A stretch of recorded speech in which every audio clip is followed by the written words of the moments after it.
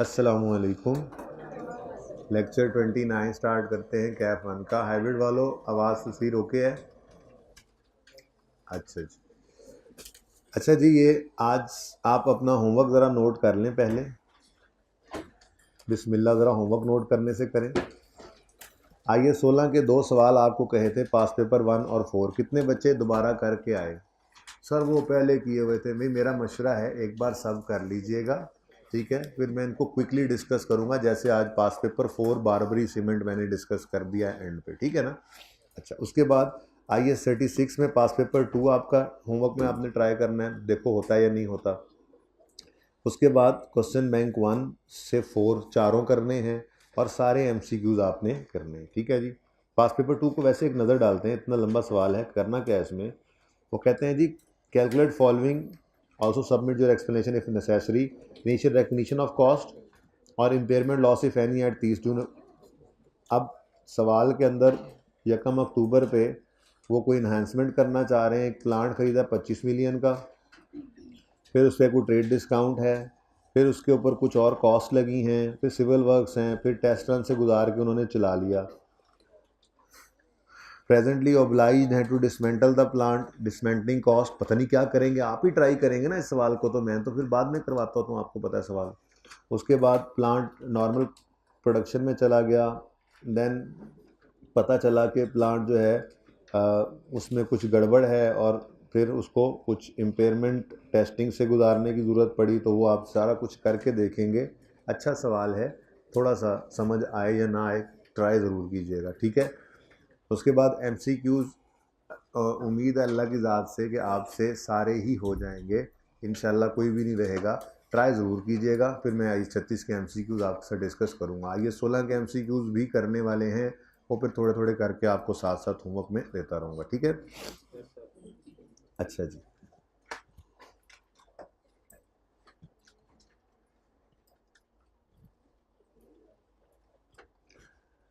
जी बच्चों, कल हमारी बात ये चल रही थी, ठीक है जी? एक छोटी सी चीज़ जो आप अपने पास नोट फरमा लें, वो ज़बानी बात हुई थी लेकिन पिछली क्लास में, लेकिन लिखवाना भूल गया था, बस चलते चलते हुई थी, शायद आपकी क्लास में नहीं हुई हो बात। सवाल जहनों के अंदर ये आ सकता है, हमने कल बात की थी ना कि रीवैल्यूएशन मॉडल पर एसिड हो और इम्पेयरमेंट लॉस आ जाए तो क्या करना है। तो हमने तीनों सिनेरियो जो पॉसिबल थे वो देख लिए थे, लेकिन एक जहन में बात ये भी आ सकती है कि अगर रीवैल्यूएशन और इम्पेयरमेंट सेम डे पर आ जाएं तो क्या करना है। तो उसका जवाब आप ये लिख लीजिए अपने पास, यहीं पर ही लिख लीजिए पेज 465 के ऊपर, जहाँ पे ये क्वेश्चन किया था 3, और इसको फिर क्वेश्चन को 3 क्वेश्चंस कर लिए थे एक तरह से इसके, इसी के ऊपर ही आप लिख लें ये उसूल भी। अगर रीवैल्यूएशन और इम्पेयरमेंट सेम डे पर हों तो पहले रीवैल्यू करें, फिर इम्पेयरमेंट टेस्ट लगाएं।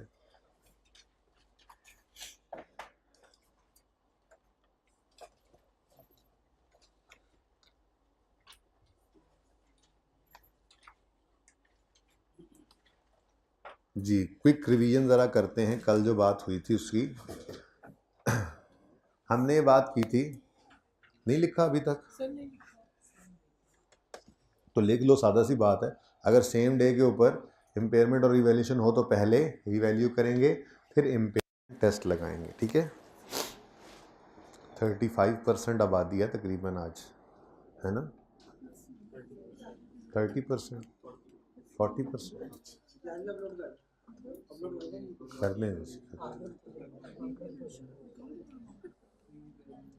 अपलोड कर देंगे, लेकिन बहुत रिस्क पे है वो बच्चा जो घर बैठा है। छुट्टियां हो गई, घरों को चले गए, आगे रिजल्ट की गहमा गहमी, किसी ने एक आधा पेपर दिया होना है, तो जो आ गए उन्होंने पढ़ लिया, जो नहीं आया उनके लिए बहुत ख़तरा है, अल्लाह माफ़ करे। और रिवर्सल ऑफ इम्पेयरमेंट करना है हमने आज।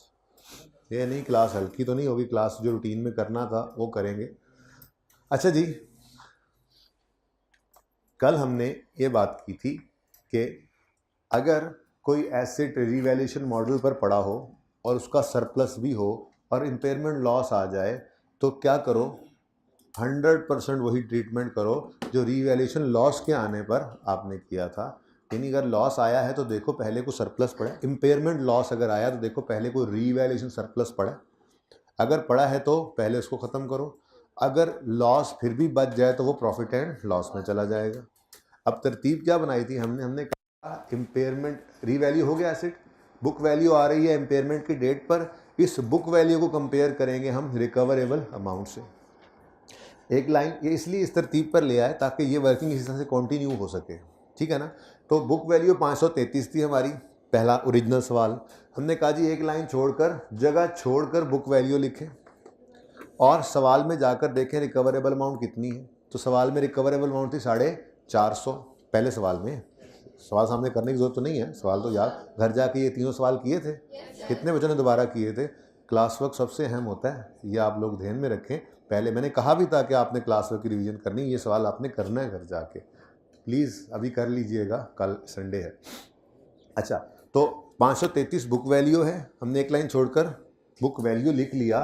रिवाइज होगी तब जब इम्पेयरमेंट लॉस ने आना है, और रिवाइज नहीं होगी अगर इम्पेयरमेंट लॉस ना आए तो, एहतियातन जगह छोड़ दी, ठीक है। अब बुक वैल्यू 533 है, सवाल में रिकवरेबल अमाउंट 450 है, रिकवरेबल अमाउंट बुक वैल्यू से कम है तो इम्पेयरमेंट लॉस आएगा। इम्पेयरमेंट लॉस आएगा तो बुक वैल्यू रिवाइज हो जाएगी, इनफैक्ट रिकवरेबल अमाउंट ही बुक वैल्यू बन जाएगी। तो 4.5 रिवाइज बुक वैल्यू आ गई, 83 का इम्पेयरमेंट लॉस आ गया। अब सरप्लस जो है वो 409 रुपये का पड़ा था, तो थोड़ा सा लॉस आया और वो एडजस्ट हो गया उसी के अगेंस्ट, ठीक है। और अगर फ्यूचर में हमने फिर डेप्शन करनी है तो चूंकि बुक वैल्यू रिवाइज हो गई है तो future depreciation revise book value remaining life पर डिवाइड करके निकलेगी, और रिमेनिंग लाइफ आप इम्पेयरमेंट के दिन खड़े होकर, जिस दिन इम्पेयरमेंट लॉस आया उस दिन खड़े होकर निकालेंगे, ठीक है। फिर एंट्री की बात की थी हमने कहा था कि ये वैसे तो असल एंट्री बनती है impairment loss debit accumulated impairment loss credit, लेकिन impairment loss profit and loss में डेबिट हुआ ही नहीं। इम्पेयरमेंट लॉस और डेबिट ही किसको हो गया, रीवैल्यूएशन सरप्लस, क्योंकि वो पहले पड़ा था, तो एंट्री बन गई रीवैल्यूएशन सरप्लस डेबिट और अक्यूमुलेटेड इम्पेयरमेंट लॉस क्रेडिट। इसको एसिड क्रेडिट लिख देना गलत नहीं है परिचय में, लेकिन मैं इसलिए नहीं लिख रहा कि आप कंफ्यूज ना कर दे ये चीज़ कि कहीं ये रीवैल्यूएशन लॉस तो नहीं है। तो इसलिए इनको अलग रखने के लिए मुझे ज़्यादा पसंद ये एंट्री है कि आप एक्यूमुलेटेड इम्पेयरमेंट लॉस को ही क्रेडिट करें, लेकिन आप एसेट को क्रेडिट कर सकते हैं, ठीक हो गया, सही है। दूसरा सिनेरियो आया, हमने कहा जी यहाँ पर मौजूद है 533 की बुक वैल्यू पे, सवाल में जाकर देखा हमने रिकवरेबल अमाउंट कितनी है, तो रिकवरेबल अमाउंट तो कुछ भी नहीं थी, यानी रिकवरेबल अमाउंट सिर्फ कितनी थी दूसरे केस में 50, कितनी थी 50। अब अगर रिकवरेबल अमाउंट 50 है, पता नहीं तुम क्या ढूंढे जा रहे हो भाई, इधर देखो ना, छोड़ दो बस इधर ही देख लो ना। अगर रिकवरेबल अमाउंट 50 है तो बुक वैल्यू 533 है, रिकवरेबल अमाउंट अगर 50 है तो रिकवरेबल अमाउंट बुक वैल्यू से कम है, अगर कम है तो इम्पेयरमेंट लॉस ने आना है, इम्पेयरमेंट लॉस ने आना है तो बुक वैल्यू ने रिवाइज होना है, बल्कि रिकवरेबल अमाउंट ही बुक वैल्यू बनेगी, तो रिवाइज्ड बुक वैल्यू आ गई 50। इम्पेयरमेंट लॉस आ गया 483, इतना लॉस आया कि सारे सरप्लस को खा गया, लॉस फिर भी बच गया, वो प्रॉफिट एंड लॉस में ले गए। इसकी एंट्री बनी रीवैल्यूएशन सरप्लस 409 से debit, impairment loss profit and loss में गया, अब कितना 74 से डेबिट, और एसिड क्रेडिट कर सकते थे, लेकिन बेहतर मुझे यही लगता है एक्यूमुलेटेड इम्पेयरमेंट लॉस का क्रेडिट करना। फिर ऑनवर्ड्स जब डेप्रिसिएशन लेनी है तो क्योंकि बुक वैल्यू रिवाइज हो चुकी है, इसलिए रिवाइज बुक वैल्यू को रिमेनिंग लाइफ में डेप्रिशिएट करके आपने डिप्रेशन निकाली थी, ठीक है। तीसरा सिनेरियो क्या बना था, बुक वैल्यू 533 थी और सवाल में गए तो रिकवरेबल अमाउंट कितनी 550 थी, रिकवरेबल अमाउंट 550, रिकवरेबल अमाउंट कितनी थी जी 550। अब रिकवरेबल अमाउंट बुक वैल्यू से ज़्यादा है तो इम्पेयरमेंट लॉस नहीं आएगा, बुक वैल्यू रिवाइज नहीं होगी, ये जगह खाली रहेगी देखो, और वही बुक वैल्यू नीचे भी लिख दी हमने, और इम्पेयरमेंट लॉस कोई ना आया, तो कोई एंट्री भी नहीं हुई। अब अगर इम्पेयरमेंट नहीं हुई, बुक वैल्यू रिवाइज नहीं हुई, तो डेप्रीसिएशन अगले ईयर्स की निकालनी है, तो वही पुराना फार्मूला फिर लगेगा, वही सेम डेप्शन आगे भी आएगी, क्योंकि कोई चेंज आई ही नहीं, ठीक है। ये बात हमने कल कर ली थी, यहाँ तक कोई मसला है तो बताओ, नहीं है, चले। अच्छा, अब आज नई बात शुरू करते हैं रिवर्सल ऑफ इम्पेयरमेंट की। जी क्या 50 के केस में क्या ये इससे कम है ना काफी, हाँ, तो आपने उसमें से कम है तो आप ये वाला बात एक बार रिपीट कर दें, उसमें पॉइंट कवर हो जाना। भाई 50 रुपया रिकवरेबल अमाउंट है, हमारी बुक वैल्यू है 533, रिकवरेबल अमाउंट 50 है, तो 50 पर लेकर आने के लिए 483 का लॉस बुक करना है। सरप्लस 409 का पड़ा था, वो पहले लॉस उसको खाएगा, बाकी प्रॉफिट एंड लॉस में चला जाएगा। इसमें कोई रिपीट करने वाली बात थी नहीं, आपसे सवाल बनन है, फिर भी सवाल बना के मुझसे पूछ लेना क्लास के बाद अलग से आके जी। अच्छा जी, बहुत सारे इंडिकेटर्स कल हमने देखे थे कि इंडिकेशन आने पर इम्पेयरमेंट टेस्ट लगाते हैं और इम्पेयरमेंट टेस्ट लगाने पर इम्पेयरमेंट लॉस आ जाता है। मिसाल के तौर पे इंटरेस्ट रेट का बढ़ जाना एक इंडिकेशन थी कि इम्पेयरमेंट हो गई। अब इंटरेस्ट रेट बढ़ा, हमें शक पड़ा, हमने इम्पेयरमेंट टेस्ट लगाया और एसेट इम्पेयर हो चुका था, इम्पेयरमेंट लॉस रिकॉर्ड कर लिया, बुक वैल्यू को रिवाइज कर लिया और फिर एसेट चल रहा है। साल 2 गुजरे तो वो हालात जो ख़राब होने से एसेट नीचे गया था वो हालात बेहतर हो गए। मिसाल के तौर पे इंटरेस्ट रेट को ही ले लें, ये इंटरेस्ट रेट जो बढ़ा था 2 साल के बाद ये इंटरेस्ट रेट कम हो गया। अभी एसेट की ज़िंदगी बाकी है, तो फिर इस इंटरेस्ट रेट के कम होने से एक खदशा तो नहीं कह सकते, एक खुशी सी महसूस हो रही है कि इस इंटरेस्ट रेट के कम होने से फ्यूचर के जो कैश फ्लोज हैं उनको जब हमने डिस्काउंट करके प्रेजेंट वैल्यू निकालनी है तो वो वैल्यू इन यूज़ बढ़ने की तरफ जा रहा है। बोलो, जैसे जैसे इंटरेस्ट रेट के बढ़ने से रिकवरेबल अमाउंट के कम होने का खदशा पैदा हुआ था और इम्पेयरमेंट टेस्टिंग की तरफ गए तो इम्पेयरमेंट लॉस आया था, ऐसे ही अगर हालात बेहतर हो जाएं और वो इंटरेस्ट रेट जो बढ़ा था अब वो कम हो जाए तो फिर रिकवरेबल अमाउंट के बढ़ने की तरफ जा रहे हैं, नहीं जा रहे हैं।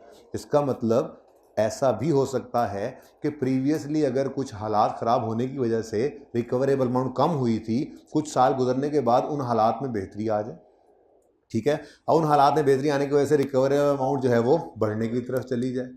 तो अगर रिकवरेबल अमाउंट बढ़ रही है तो क्या हम गेन रिकॉर्ड कर सकते हैं? हम फ्यूचर का गेन तो कभी नहीं रिकॉर्ड कर सकते बच्चों, लेकिन एक बात तो कर सकते हैं, जो प्रीवियसली बुक्ड लॉस है, अगर हमने लॉस बुक किया है कम से कम उसको तो रिवर्स कर सकते हैं, ठीक है।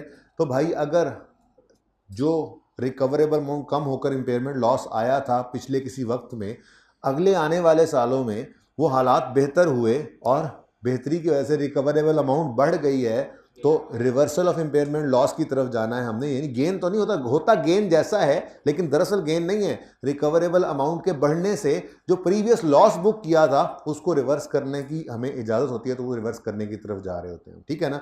अब वो कितना रिवर्स करना है, इसके ऊपर एक कैप लगानी है, एक लिमिट लगानी है, वो मैं आपको अभी सिखाता हूँ सवाल के अंदर। फिलहाल इतनी सी बात समझ लीजिए कि अगर कोई बुरे हालात आए, रिकवरेबल अमाउंट कम होने पर इम्पेयरमेंट लॉस आता है, तो अगर उन हालात में बेहतरी आ जाए और फिर रिकवरेबल अमाउंट बढ़ जाए तो फिर उस लॉस को जो आपने प्रीवियसली बुक किया था उसको रिवर्स करने की भी इजाज़त है, ठीक है। गेन रिकॉर्ड नहीं कर सकते आप फ्यूचर का, लेकिन जो पहले लॉस रिकॉर्ड कर गए थे कम से कम उसको तो रिवर्स कर सकते हो, ठीक है।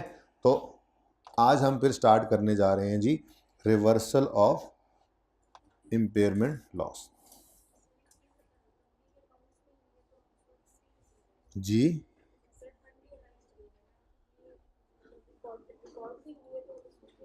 बेटा, अनरियलाइज्ड गेन नहीं है, एक फ्यूचर का लॉस रिकॉर्ड। सवाल में देख लेते हैं, ज़्यादा बेहतर तो यही है, बाहर सवाल से पहले सुन ले चले।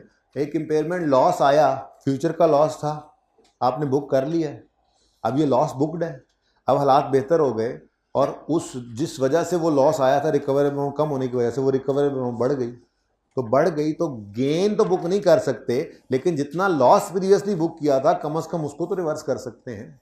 हालात बेहतर हुए तो जो अंदाजे की बुनियाद पे एक फ्यूचर में लॉस बुक किया था वो अंदाजा बदल गया है, अब फ्यूचर में लॉस नजर नहीं आ रहा है, गेन नजर आ रहा है। गेन मत रिकॉर्ड करो, लेकिन जो पिछले के अंदर लॉस रिकॉर्ड कर दिया था उसको तो रिवर्स कर सकते हैं ना, वो करने लगे हम, ठीक है। तो ये है पेज नंबर 327 पे आपके reversal of an impairment loss. इसकी अंग्रेजी आप ज़रूर पढ़िएगा, इंशाल्लाह आपको सब समझ आएगी, क्योंकि मैंने ये अंग्रेजी सारी आपको न्यूमेरिकली करवा देनी है, ठीक है। एग्जाम्पल 6 है, कॉस्ट मॉडल पर एसिड हो तो पहले अर्ज किया तो है यार, पेज 328,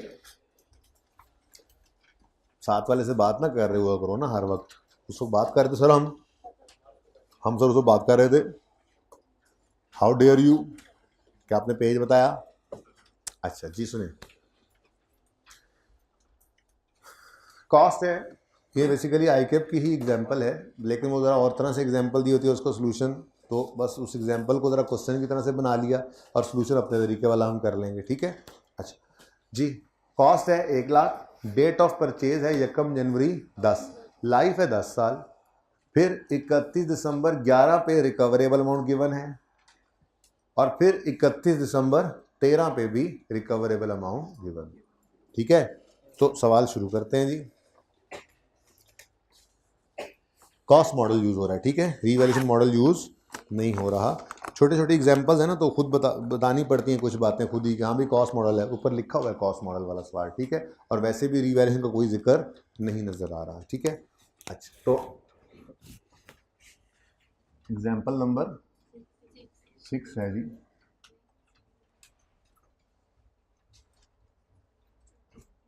वर्किंग नंबर 1, मशहूर ज़माना वर्किंग हमारी, डेट, डिस्क्रिप्शन,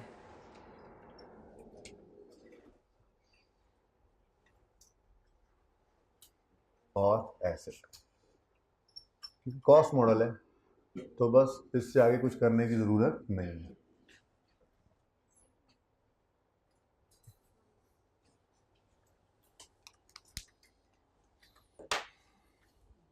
जी, किस दिन खरीदा हमने एसेट को? 1 जनवरी 10 पे। कॉस्ट क्या है? 100,000 में कर लेते हैं सवाल, ठीक है। लाइफ क्या गिवन है सवाल में? 10 साल। तो 31 दिसंबर 10 पर डेप्रीसिएशन एक्सपेंस आ गया 100 डिवाइडेड बाय 10, 10 आ गया।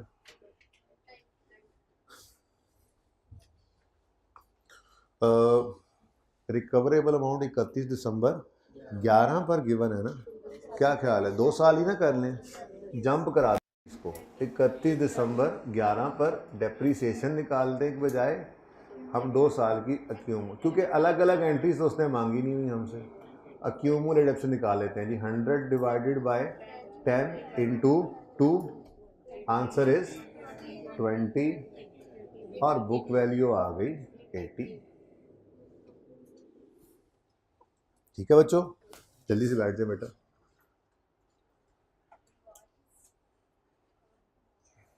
भाई ये जंप समझ आई है, जहाँ पॉसिबल हो लगा लिया करें, टाइम बच जाता है, ठीक है। अच्छा उसके बाद 31 दिसंबर 11 पे सवाल ने हमें रिकवरेबल अमाउंट दी हुई है। पुराना तरीका, पुरानी तरतीब, एक लाइन खाली छोड़कर हमने 31 दिसंबर 11 पर थोड़ी सी जगह छोड़कर बुक वैल्यू लिख लेनी है। पता नहीं रिवाइज होगी या नहीं होगी, फिलहाल जगह बना लेते हैं बस और सवाल को जाके देखते हैं। बुक वैल्यू 80 है, बुक वैल्यू 80 है, और 31 दिसंबर 11 पे रिकवरेबल अमाउंट 64 है। रिकवरेबल अमाउंट कम है, बुक वैल्यू ज़्यादा है, तो इम्पेयरमेंट लॉस है। इम्पेयरमेंट लॉस है तो बुक वैल्यू रिवाइज हो जाएगी, बल्कि यही रिकवरेबल अमाउंट जो है 64, यही रिवाइज्ड बुक वैल्यू बन जाएगी। तो रिवाइज्ड बुक वैल्यू आ गई हमारे पास 64।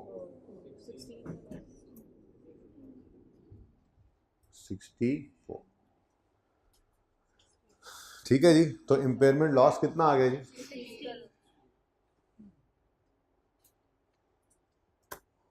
60।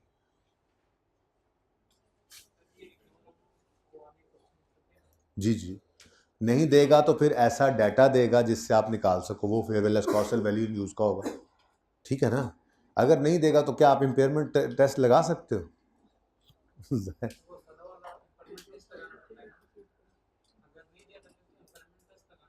ये अभी भी इम्पेयरमेंट टेस्ट ही लगाया। इम्पेयरमेंट टेस्टिंग होती है रिकवरेबल अमाउंट और बुक वैल्यू का कंपैरिजन। रिकवरेबल अमाउंट सवाल में दे दे, वो क्योंकि हम पहले 3 दिन से 4 दिन से वो खप रहे थे ना, वो सीख लिया हमने, इसलिए इस एग्जाम्पल के अंदर आप रिकवरेबल अमाउंट कैलकुलेट नहीं करवाई जा रही है। तो ये हमने कंपेयर करना है बुक वैल्यू और रिकवरेबल अमाउंट को। अगर सवाल में बुक वैल्यू गिवन नहीं है तो निकाल लेंगे, सवाल में रिकवरेबल अमाउंट गिवन नहीं है रेडीली तो निकाल लेंगे। अब निकालने के लिए डाटा तो होगा ना, आपको ख्वाब थोड़ी आना है खुद से, तो मतलब जाहिर है डाटा तो सवाल में होगा ना बेटा। या तो रिकवरेबल अमाउंट निकाल के दे देगा या इतना डाटा दे देगा कि आप रिकवरेबल अमाउंट निकाल सकें, जैसे हमने पहले निकालनी सीखी हुई है। ठीक है, सवाल में तो मतलब अच्छा चलो जी। 31 दिसंबर 11 पर हमारा एसेट इम्पेयर हो गया। ठीक है, अब बुक वैल्यू क्या हो गई है, रिवाइज। तो ऑनवर्ड जो डेप्शन है वो रिवाइज बुक वैल्यू को रिमेनिंग लाइफ पे डेप्शन करके निकालेंगे। ठीक है भाई, एंग्री यंग मैन समझ आ रही है आपको? हैं, आप पहला दिन तो नहीं आए कहीं क्लास में, आते हो रोज़, नज़र कभी नहीं आया ऐसे गुस्से में बैठे हुए, मास्क लगा के बैठते हो। क्या नाराज़गी है किसी से? मुझसे नाराज़ हो हैं, कोई गलती होगी मुझसे, माफ़ कर दो यार। ऐसे स्माइल करो, कितने अच्छे लग रहे हो यार, ऐसे तुम नाराज़ होकर बैठे हो। अच्छा भला मेरा वो मतलब दिल ही डूब गया मेरा, मैंने कहा पता नहीं यार। अब 31 दिसंबर 13 पर दोबारा एसिड को इम्पेयरमेंट टेस्ट से गुजारना है। बेसिकली वो वहाँ पे जाकर देखेंगे तो नज़र आएगा उल्टा रिकवर अमाउंट कम नहीं हो रही, बढ़ गई है। अगर पहली बार ऐसा हो ना कि बुक वैल्यू से रिकवर अमाउंट ज़्यादा हो तो हम कहते हैं कुछ नहीं हुआ, कुछ नहीं हुआ, इम्पेयरमेंट लॉस नॉट इज, ऐसे ही है ना? नहीं नहीं, ऐसे कैसे? यस सर, आपने कह दिया, जरा सामने हो ना चीज़, ज़रा है बेहतर होता ज़रा। ये हमारा ये सवाल ऐसे नहीं इधर नोट किए थे, ये नोट की चीज़ें इसलिए जाती हैं ताकि वक्त ज़रूरत सनद रहें और काम है जी। पहली बार अगर ज़िंदगी में ऐसा हो कि एसिड की रिकवरेबल अमाउंट ज़्यादा हो बुक वैल्यू से, तो हम कहते हैं इम्पेयरमेंट लॉस नॉट इज, नहीं है। ठीक है ना? लेकिन ये सिनेरियो अब डिफरेंट होने लगा है। एक बार इम्पेयरमेंट टेस्ट से गुजरा है हमारा एसिड और इम्पेयरमेंट लॉस आ चुका है, अब मजीद इम्पेयरमेंट लॉस भी आ सकता है और इसमें इंप्रूवमेंट भी आ सकती है। मजीद इम्पेयरमेंट लॉस है फिर तो बड़ा आसान है, रिकवर अमाउंट और थल्ले टुर गई और लॉस बुक कर लो भाई। और अगर ऐसा नहीं हुआ बल्कि रिकवरेबल अमाउंट में बेहतरी आ गई है तो फिर हम रिवर्सल ऑफ इम्पेयरमेंट लॉस कर सकते हैं, गेन रिकॉर्ड नहीं करेंगे। बात समझ आई है? तो पहली बार में ऐसा नहीं होगा, पहली बार तो कोई लॉस प्रीवियसली बुक्ड नहीं है ना, तो फिर ये गेन रिकॉर्ड करने की स्टैंडर्ड इजाजत नहीं देता प्रूडेंस कॉन्सेप्ट, फ्यूचर का गेन नहीं रिकॉर्ड करने देता। तो इसलिए यहां पर क्या हुआ था, यहां पे कोई इंपेयरमेंट लॉस नहीं था। लेकिन हमारा सवाल ये है, हमारे सवाल में इंपेयरमेंट लॉस आ चुका है, सिचुएशन ये है। अब इससे आगे चले हैं, अब आगे चल के दोबारा कोई इंडिकेशन आई, रिकवर अमाउंट कैलकुलेट की, तो हो सकता है वो मजीद लॉस की तरफ ले जाए और हो सकता है वो इंप्रूवमेंट की तरफ ले आए। तो इंप्रूवमेंट होगी तो reversal of previously booked loss है, गेन नहीं होता। वो किस तक लेके जाना है, उसको कहाँ कैप लगानी है, लिमिट कहाँ लगानी है, वो मैं अभी सिखाता हूँ आपको। ठीक है तो ये बात हो रही थी जी, लॉस आ चुका है और फिर 31 दिसंबर 13 पे कुछ हो रहा है, तो क्या ख्याल है, फिर जंप ना कर जाए यार? तो 31 दिसंबर 13 तक इकट्ठी कर लेते ना, मैं ये कह रहा हूँ। ठीक है, इजाजत नहीं है अलग अलग करें? नहीं कर सकते जंप भाई, ब्लैक शर्ट जंप नहीं कर सकते बेटा। देखो ना, स्ट्रेट लाइन मेथड है, तो आपने बस फर्क ये है, ये फॉर्मूला नहीं लगाना, फॉर्मूला नया लगाएंगे हम। ठीक है, लेकिन 31 दिसंबर 11 पे खड़े हैं ना, तो 31 दिसंबर 12 और 31 दिसंबर 13 2 साल की डेफिनेशन होनी तो सेम है ना, तो मैं ये कह रहा हूं कि 2 साल का जंप लगा लो। ठीक है, तो डेप्रीसिएशन की बजाय अगेन मैंने एक्यूमुलेटेड डेप्रीसिएशन निकाल लेनी। अभी तो देखो 64 रिवाइज्ड बुक वैल्यू थी, क्यों? क्योंकि एसिड क्या हो चुका है, इंपेयरमेंट में एसिड की बुक वैल्यू क्या हो चुकी है, रिवाइज। तो सब्सीक्वेंटली जो डेप्रीसिएशन होगी वो रिवाइज बुक वैल्यू को रिमेनिंग लाइफ पे डिवाइड करके निकलेगी। तो 31 दिसंबर 13 तक ले आओ एसिड को। अब रिवाइज्ड बुक वैल्यू को डिवाइड करना है रिमेनिंग लाइफ से, और रिमेनिंग लाइफ किस दिन निकालोगे, 31 दिसंबर 11 पर। ठीक है, हाँ, तो यहां तक तो सेम काम है ना। अब यकम यानी 10 से 31 दिसंबर 10 और 31 दिसंबर 11 कितने साल गुजर गए, 2। असल लाइफ थी 10, 2 गए तो रिमेनिंग 8। अब यहां तक आपने 1 साल की डेप्शन निकालनी थी इस तरह से। मैंने बस यही कहा है कि अगले साल भी यही करना है ना, तो यहीं पे डबल कर दो। ठीक है, तो 2 साल की इकट्ठी डेप्शन चाहिए। हम यकम जनवरी 12 से 31 दिसंबर 13 तक 2 साल का जंप करने लगे हैं। ठीक है, तो इंटू 2। ये कंफ्यूज तो नहीं कर रही बात? 48 ये आ गई हमारी बुक वैल्यू 31 दिसंबर 13 पर। ठीक है, अब नोट करना रोक दें, क्योंकि मैं पहले कुछ गलत सलत नोट करूंगा, फिर समझा के उसे सही करूंगा। ठीक है, अच्छा जी, इस दिन दोबारा से रिकवरेबल अमाउंट गिवन है। अब नजर आ रहा है हमारी बुक वैल्यू 48 है और रिकवरेबल अमाउंट 70 पे पहुंची हुई है, यानी हालात बेहतर हो गए हैं, रिकवरेबल अमाउंट बढ़ गई है। अब एक तो सिचुएशन थी ये जिसमें आपकी रिकवरेबल अमाउंट बुक वैल्यू से ज्यादा थी, तो आपने कहा था there is no impairment loss, क्योंकि प्रूडेंस ने कहा था फ्यूचर का लॉस बुक करने की इजाजत नहीं है। लेकिन यहां पर यह सिनेरियो नहीं है। माना आपकी बुक वैल्यू 48 है और रिकवरेबल अमाउंट 70 है, यानी आपकी रिकवरेबल अमाउंट ज्यादा है बुक वैल्यू से, लेकिन आप फिर भी कुछ करने लगे हैं। उसकी वजह क्या है? उसकी वजह क्या है? आप क्यों ट्रीटमेंट की तरफ जा रहे हैं? गेन क्यों रिकॉर्ड कर रहे हैं? दरअसल गेन नहीं रिकॉर्ड कर ले, इस पे प्रीवियसली लॉस बुक किया था, बस उसको रिवर्स करने लगे। ठीक है ना, ये बात ध्यान से समझिए, पहली बार ये नहीं होना था, लेकिन चूंकि पहले लॉस बुक्ड है तो अब हम सोचने पे मजबूर हो गए। अब नोट ना कीजिएगा, पहले गलत वाला लिख रहा हूं, तरतीब वही 31 दिसंबर 13 पर एक लाइन खाली छोड़कर। अच्छा इधर देखो, ये लाजमी रिवाइज होनी है, यहां पे कोई नहीं कि रिवाइज होगी नहीं होगी, हो गई है, नजर आ रही है, रिवर्सल आ गया ना। ठीक है, हाँ, अब वो फिगर होनी क्या है, क्वेश्चन ये है। अब जरा थोड़ी देर के लिए मैं यहां पर लिखता हूं 70। ठीक है, अगर मैं पूरा 70 ही लिख दूं तो कितना गेन रिकॉर्ड होगा? 22। अब पता नहीं ये सही है या नहीं सही, थोड़ी देर के लिए मैं अज्यूम करता हूं कभी एसेट इंपेयर ही नहीं हुआ था। ठीक है, अगर एसेट कभी इंपेयर नहीं हुआ होगा, यकम जनवरी 10 पे जिस एसेट की कॉस्ट 100 है, अगर वो 31 दिसंबर 13 तक चलते चलते आए, तो 31 दिसंबर 13 तक जो डेप्रीसिएशन है, समझो बीच में इंपेयरमेंट आई नहीं कभी, had there been no impairment, कभी इंपेयरमेंट ना हुई हो, ठीक है, तो बुक वैल्यू कितनी होगी ये देखनी है। तो 100 डिवाइडेड बाय 10 इंटू यकम जनवरी 10 से 31 दिसंबर 10, 11, 12, 13, 4 साल। ठीक है, 4, ये कितनी आ गई? 40। तो क्या आ गया जी? यानी कि मैक्सिमम भी अगर आप एसेट को बढ़ा सकते हो ना at the date of reversal, तो सिर्फ उतने तक बढ़ा सकते हो कि अगर कभी इंपेयरमेंट ना आती तो ये कितना पड़ा होता। अगर आप 60 से ऊपर ले गए तो इसका मतलब आप गेन बुक करने की तरफ जा रहे हो। बात समझने की कोशिश करें कि मैं कुछ इस तरह की बात कर रहा हूँ, यहाँ पे नहीं, इधर लेकर आते जरा आमने सामने हो जाए। अगर ये एसेट कभी भी इंपेयरमेंट बीच में इंपेयर हुआ है ना, इंपेयर ना हुआ होता तो चलते चलते चलते इस दिन इसकी बुक वैल्यू 31 दिसंबर 13 पर कितनी पड़ी होती? मैंने कहा जी उसके लिए आप 31 दिसंबर 13 तक की अक्यूमुलेटेड डेप्रीसिएशन निकाल लें, 100 डिवाइडेड बाय 10 इंटू 4, 40, और ये आ गया 60। ऐसे करना नहीं है, वो तरीका बताता हूँ पर्चे में। यानी एसेट इंपेयरमेंट समझो IAS 36 है ही नहीं दुनिया में, तो हमारा ये एसेट 4 साल गुजरने के बाद कहां पे पड़ा होता? 60 पे। अब आपने रिवर्सल ऑफ इंपेयरमेंट के दिन अपने एसेट को इस 60 से ऊपर नहीं लेके जाना। अगर आप इस 60 से ऊपर ले गए तो फिर आप इस सिचुएशन के अंदर दोबारा चले जाएंगे। इधर देखें, फिर आप इस सिचुएशन के दोबारा चले जाएंगे कि आपकी रिकवरेबल अमाउंट बुक वैल्यू से ज्यादा थी, आपने फ्यूचर का गेन रिकॉर्ड कर लिया। हम फ्यूचर का गेन रिकॉर्ड नहीं कर सकते। बात समझ आ रही है थोड़ी थोड़ी? तो हम मैक्सिमम कहां तक लेके, स्टैंडर्ड की ना अंग्रेजी मुश्किल है, उसके लिए मैं आपको यहां अंग्रेजी लिखवा दूंगा जो हमने उसूल बनाना है। स्टैंडर्ड क्या कहता है कि रिवर्सल ऑफ इंपेयरमेंट के वक्त आपको रिवर्सल की इजाजत है, लेकिन रिवर्सल ऑफ इंपेयरमेंट के वक्त आप अपने एसेट की बुक वैल्यू को मैक्सिमम वहां तक लेके जा सकते हैं जहां पर एसेट पड़ा होता इस दिन, जितनी बुक वैल्यू एसेट की होती इस दिन, अगर कभी इंपेयरमेंट हुई ही ना।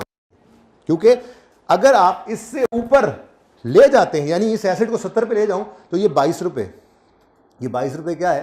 ये गेन है। इसमें प्रीवियसली बुक्ड लॉस भी आपने रिकॉर्ड किया और उससे भी ऊपर 10 रुपए का गेन भी रिकॉर्ड करते चले गए, तो ये सही नहीं है। आप अन्यथा यहां पर रिवाइज बुक वैल्यू नहीं लिख सकते और ये 22 भी सही नहीं है। अब इसका एक उसूल है जो स्टैंडर्ड ने अंग्रेजी लिखी है, हम उसकी वर्किंग बना लेते हैं। ठीक है, हम उसकी वर्किंग बनाएंगे। जिस दिन भी रिवर्सल ऑफ इंपेयरमेंट आएगा तो उस दिन आपने ये रिवाइज बुक वैल्यू निकालने के लिए एक छोटी सी वर्किंग कर लिया करनी है।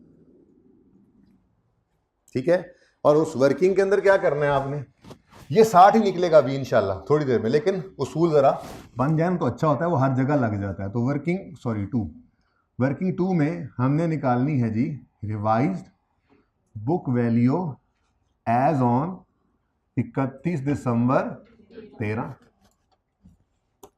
अब मैं कह रहा हूं कि जिस दिन रिवर्सल ऑफ इंपेयरमेंट आ रहा है उस दिन रिवाइज बुक वैल्यू जो होगी वो होगी लोअर ऑफ, वो क्या होगी जी, lower of number 1 recoverable amount, जो कि सवाल में गिवन हुआ करेगी, या आप निकाल लेंगे, ठीक है। लोअर ऑफ रिकवरेबल अमाउंट कितनी है जी, 70। और नंबर 2 ये वाली बात, इसकी अंग्रेजी बताओ, ये क्या है, book value had there been no impairment, ठीक है। Number 2 book value had there been no impairment, कभी इम्पेयरमेंट हुई ही ना होती तो एसेट की बुक वैल्यू क्या होती, ठीक है। अब वो अभी भी आपने निकाला, लेकिन वो थोड़े किया करेंगे काम, वो तो ये छोटी सी वर्किंग यहां पे कर लेंगे, तो हम भूल जाएंगे कभी एसेट इंपेयर हुआ, हम कहेंगे जी एसेट की कॉस्ट है ना 100, अगर ये कभी भी इंपेयर ना हुआ तो हर चीज कहां पे लेकर आनी है, हम कह रहे हैं 31 दिसंबर 13 के रिकवरेबल अमाउंट ये है, 31 दिसंबर 13 के रिकवरेबल अमाउंट कितनी है जी 70, और 31 दिसंबर 13 पर ही अगर ये एसेट लेकर आए, अज्यूम करते हुए कभी रीवैल्यू हुआ ही ना होता तो बुक वैल्यू क्या होती, तो हम कहेंगे जी नहीं, अब वर्किंग पूरी करने दो, cost divided by life into कितने साल गुजर गए हैं, यकम जनवरी 10 को खरीदा था, 31 दिसंबर 10 11 12 13 कितने साल गुजर गए 4, तो इनटू 4 किया आपने, 60 आ गया। अब बताओ इन दोनों में से लोअर क्या है, तो ये रूल वर्किंग आपको गलती की तरफ जाने ही नहीं देगी, ठीक है। तो इसमें से अब देखो ना, इसी में से अगर रिकवरेबल अमाउंट मिसाल के तौर पे होती 55, रिकवरेबल अमाउंट होती 50 होती, तो यहां पे लोअर क्या निकलता 50, आप यहां पे लिखते 50, वो तो वैसे ही टेंशन कोई नहीं थी, ठीक है, आपका सिर्फ 2 रुपए का रिवर्सल बुक हो जाता, ठीक है ना। यानी रिवर्सल आप बुक कर सकते हो टू द एक्सटेंट के बुक वैल्यू इतनी बढ़ जाए, यानी आप रिवर्सल बुक करते हुए देखो ना, आप जब लॉस बुक करते हो, इंपेयरमेंट लॉस बुक करते हो तो बुक वैल्यू नीचे जाती है, यही हुआ था ना, इंपेयरमेंट लॉस जब बुक किया था तो बुक वैल्यू, इधर देखो, ये देखो आपकी बुक वैल्यू इस सवाल में 360 पे पड़ी थी, जब आपने इंपेयरमेंट लॉस बुक किया था तो बुक वैल्यू नीचे गई थी, यानी इंपेयरमेंट लॉस जब आता है तो बुक वैल्यू ज्यादा बारिश, अच्छा, इंपेयरमेंट लॉस जब आता है तो बुक वैल्यू नीचे जाता है, ठीक है, और अगर रिवर्सल ऑफ इंपेयरमेंट लॉस आएगा तो बुक वैल्यू ऊपर जाएगा, ऐसे ही होगा ना, बात समझ रहे हो। अब स्टैंडर्ड ये कहता है कि जब reversal of impairment loss book करो तो बुक वैल्यू को बढ़ाओ, बढ़ेगी तो सही, लेकिन उसको बढ़ाते बढ़ाते इतना ना बढ़ा जाना कि कहीं गेन रिकॉर्ड हो जाए। तो मैक्सिमम कहां तक बढ़ा सकते हो, अगर कभी इंपेयरमेंट होती ही ना तो एसिड कितने पर पड़ा होता, ये है उसूल की बात, ठीक है। सादा सी बात थी, ऐसे ही हमने इतना जोर लगा दिया, टाइम भी तो पास करना था ना आज, है ना। ओके, तो रिवाइज्ड बुक वैल्यू क्या निकली 60 और 12 का आ गया रिवर्सल ऑफ, इसको आप इंपेयरमेंट गेन भी लिख लोगे ना, गलत कोई नहीं है वर्किंग करने के बाद, लेकिन ठीक है ना, वो एंट्री आसानी से हो जाएगी बस। लेकिन मैं तो यहां पे क्या लिख रहा हूं, reversal of impairment loss, previously booked loss का रिवर्सल जी 12 रुपए, ठीक है, ये बात समझ आई। अब बाकी एंट्रीज तो कोई मसला नहीं है, बेसिकली तो ये 2 एंट्रीज होनी चाहिए। पहली एंट्री ये है, ये एंट्री 16 की एंट्री क्या है, impairment loss debit, accumulated impairment loss credit या एसेट क्रेडिट, एसेट कम हो गया, और देखो ना एसेट का कम होना क्रेडिट, और अक्यूमुलेटेड इंपेयरमेंट लॉस एसेट का ऑपोजिट है, अक्यूमुलेटेड इंपेयरमेंट लॉस का बढ़ना क्रेडिट होना, वो दरअसल एसेट की कमी ही होता है ना, ठीक है। इसलिए मैं यूं बोला कि entry impairment loss debit acid credit या impairment loss debit accumulated impairment loss credit, एक ही बात है 16 से, ठीक है। फिर आगे सब कुछ वैसे ही करते आओगे, डेप्शन की एंट्री है सिंपल, ठीक है। और फिर ये 12 की एंट्री क्या बनेगी आज, आपका दिल कर रहा है आप एसिड डेबिट करना चाहो कर लो, लेकिन मुझे पसंद नहीं है। रिवर्स एंट्री बिल्कुल उसके ऑपोजिट कर दो। अभी आपने एंट्री की impairment loss debit, accumulated impairment loss credit at the time of loss. Reversal हो तो इसी एंट्री को उल्टा दो, अक्यूमुलेटेड इंपेयरमेंट लॉस डेबिट और इंपेयरमेंट लॉस लिख दो क्रेडिट, तब भी ठीक है। इंपेयरमेंट गेन लिख दो तब भी ठीक है। भाई एक्सपेंस है ना लॉस, एक्सपेंस का क्रेडिट होना मतलब, यहाँ पे एंट्रीज देख लेते हैं यार, आप लोग मुंह उठा के बैठे। ये देखो इस वर्किंग के अंदर भी थोड़ा सा मसला है। मतलब मसला ये है कि इस वर्किंग में जंप नहीं लगे हुए, ठीक है ना, हमने वर्किंग में जंप लगा ली, ठीक है ना, टाइम बच गया। दूसरी चीज़ यहाँ पर करेक्शन कर लें, वो नीचे मिस प्रिंटिंग की वजह से 0 आ रहा है, लोअर 60 है, रिवाइज बुक वैल्यू 60 है, ठीक है। अच्छा इधर देखो भाई 16 की एंट्री मैंने कहा क्या कर लो, impairment loss debit, accumulated impairment loss credit profit and loss में, तो ठीक है। और जिस दिन ये रिवर्सल डाला तो इस दिन एंट्री कर लो अक्यूमुलेटेड इंपेयरमेंट लॉस डेबिट और इंपेयरमेंट गेन क्रेडिट कर दो, कोई मसला नहीं है, क्योंकि आपने लिमिट लगाई है, गलती कोई नहीं है। दरअसल ये गेन नहीं है, एंट्री करवाने के लिए जरा मैंने लिख दिया यहाँ पे। आप यहाँ पे इंपेयरमेंट लॉस भी लिख दोगे ना तो भी मतलब वही बनता है। क्यों? ओ भाई एक्सपेंस का क्रेडिट होना मतलब एक्सपेंस का कम होना, ये एक ही बात है। आप इनकम बढ़ाओ या एक्सपेंस कम करो, बात तो एक ही है ना, ठीक है। तो यहाँ कोई इंपेयरमेंट गेन लिखे या इंपेयरमेंट लॉस लिखे, मतलब दोनों का सेम ही है। गेन लिखेगा तो इनकम बढ़ रही है, लॉस लिखेगा तो एक्सपेंस कम हो रहा है, बात तो एक ही हुई, ठीक है। ये बात समझे हो? अब इधर देखो इंपेयरमेंट लॉस आया, अक्यूमुलेटेड इंपेयरमेंट लॉस बढ़ गया। अक्यूमुलेटेड इंपेयरमेंट लॉस एसिड की जिद है, ऑपोजिट है, तो इसका बढ़ना दरअसल एसिड की कमी है। तो यहां पे किसी ने अगर लिख दिया एसिड क्रेडिट तो वो भी ठीक है। ऐसे ही रिवर्सल आया तो अक्यूमुलेटेड इंपेयरमेंट लॉस डेबिट और इंपेयरमेंट लॉस या impairment gain profit and loss में क्रेडिट। किसी ने यहां पर एसिड लिख दिया तो वो भी सही है, क्योंकि मतलब सेम है ना। अक्यूमुलेटेड इंपेयरमेंट लॉस क्या है? क्रेडिट नेचर की चीज है, एसिड का दुश्मन। इसका डेबिट होना मतलब इसका कम होना। तो अगर इसका कम होना एसिड का ऑपोजिट है ना, इसका कम होना जो होता है वो दरअसल क्या होता है? एसिड का बढ़ जाना। तो भाई वो किसी ने अगर एसिड डेबिट भी कर दिया तो वो भी मसला नहीं है, ठीक है ना। बहरहाल ज़्यादा बेहतर यही है कि आप इनको ही लिखें, क्योंकि नोट बनाते हुए आपको इससे हेल्प मिलेगी। जैसे इस साल में इंपेयरमेंट लॉस आया, ये बढ़ गया, बुक वैल्यू कम हो गई, ये साल अमन से गुजर गया। इस साल में कुछ रिवर्सल पड़ गया, तो रिवर्सल पड़ा तो यहां पे आप नेगेटिव साइन के साथ उसको लिख लो और इसको बढ़ा लो, ताकि वो हेल्प मिले। अक्यूमुलेटेड इंपेयरमेंट लॉस में हिट करने से आपको हेल्प मिल जाएगी नोट बनाते हुए। वैसे अभी तक आईकेएफ ने इंपेयरमेंट को इतना नहीं पूछा, तो नोट के अंदर वो आ जाए रिवर्सल ऑफ इंपेयरमेंट तो मुश्किल ही है, लेकिन कोई बात नहीं, तैयारी तो हमने सारी करनी होती है ना, ठीक है। अच्छा जी, ये तो था जी कॉस्ट मॉडल, कोई मसला यहाँ तक? अच्छा एक छोटी सी बात बताओ जी। हाँ हाँ जी, असल में जैसे इंपेयरमेंट लॉस आता था वक्त गुजरने के साथ साथ वो कम होता था, और रिवर्सल के वक्त वो इंपेयरमेंट लॉस का भी रिवर्सल ही करते थे हम, ठीक है ना। प्रॉफिट एंड लॉस में वक्त गुजरने के साथ साथ वो कम होता था और कम वाला लॉस ही हम जो है ट्रांसफ़र करते थे। उसकी वजह ये होती है कि असल में ना रीवैल्यूएशन का कोई सवाल भी ओपन करते हैं, चलो रीवैल्यूएशन का भी कोई सवाल ओपन करते हैं।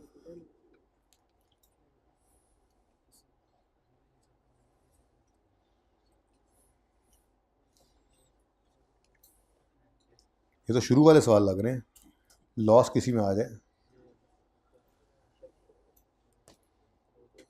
लेट मी लब, इट इज़ नॉट बीइंग लब्ड। कोई सवाल बता दो बच्चों जो हमने किया हो, मैं ज़रा ओपन कर लूँ, लॉस सामने हो, ज़रा समझाने में आसानी हो।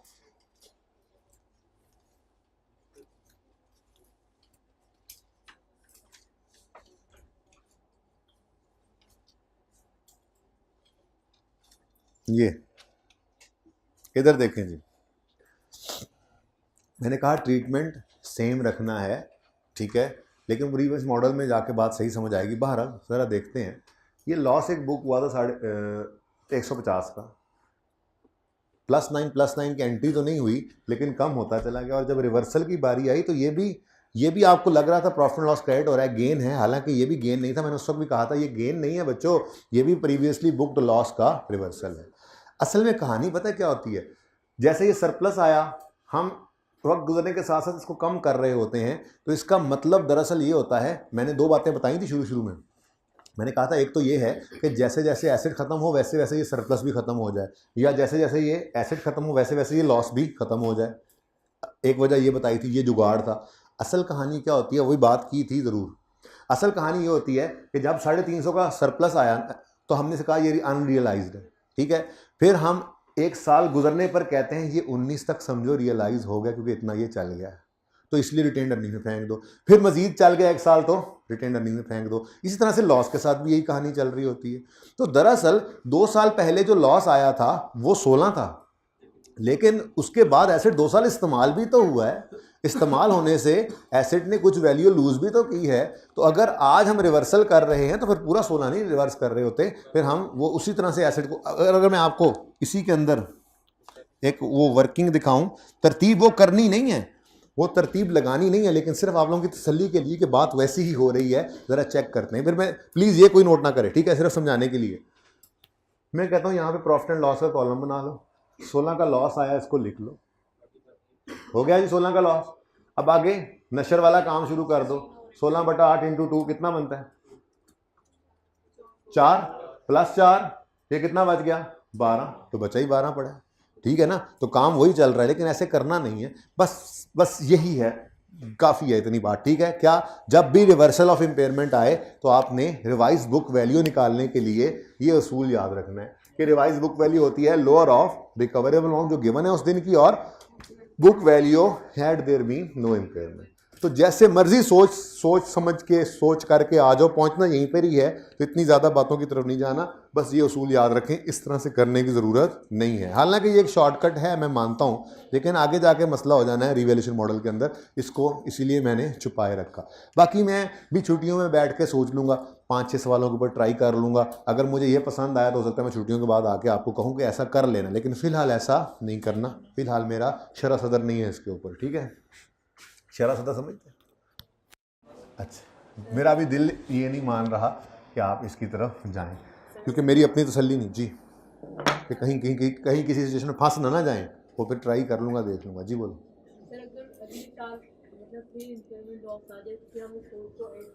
अगले साल फिर इम्पेयरमेंट लॉस आ जाए तो ये एसेट कम हो जाएगा और वो प्रॉफिट एंड लॉस में चला जाएगा। कॉस्ट मॉडल है ना, मसला तो रिवैल्यूएशन मॉडल में आता है कि पहले सरप्लस था, उसने लॉस में आकर उसको खा लिया, फिर जब दोबारा लॉस आएगा तो फिर वो सरप्लस की तरफ चला जाएगा। वो चीज़ें वहाँ पे चलती हैं। यहाँ पे तो सिंपल सी बात है, लॉस आया तो सारा प्रॉफिट एंड लॉस में चला गया, जब रिवर्सल आया तो सारा प्रॉफिट एंड लॉस में चला गया, फिर जब लॉस आएगा तो दोबारा प्रॉफिट एंड लॉस में चला जाएगा। कौन से 4 को? 4 है ही कोई नहीं। 4 कहाँ पे, कहाँ है 4? मुझे दिखाएं 4, मैंने इसलिए छुपा दिया, ठीक है ना।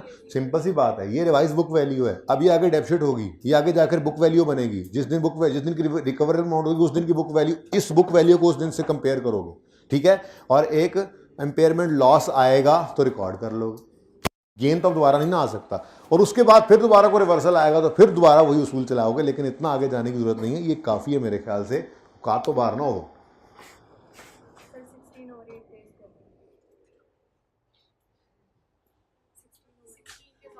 ओह अच्छा, sorry, that was a problem. Example number 7। क्या बेटा? नहीं, पिक्चर ले लेना एंड पे।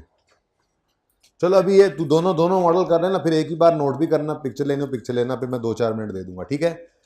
अच्छा जी,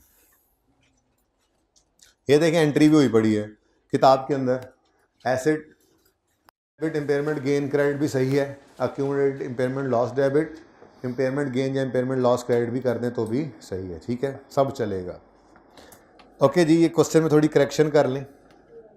7 के अंदर कॉस्ट 1 जनवरी 10 पे थी 1 लाख, लाइफ थी 10 साल, ये 31 दिसंबर 10 पे ये रीवैल्यू हुआ है। तो रीवैल्यूड अमाउंट, वो लिखने वाले ने ना जो ये प्रिंट सवाल जब डलवाया ना, तो उन्होंने तीनों पे रिकवरेबल अमाउंट लिख दिया। खैर आप छोड़ें इसको, ये रीवैल्यूड अमाउंट है 31 दिसंबर 10 पे 121.5, 1,21,500।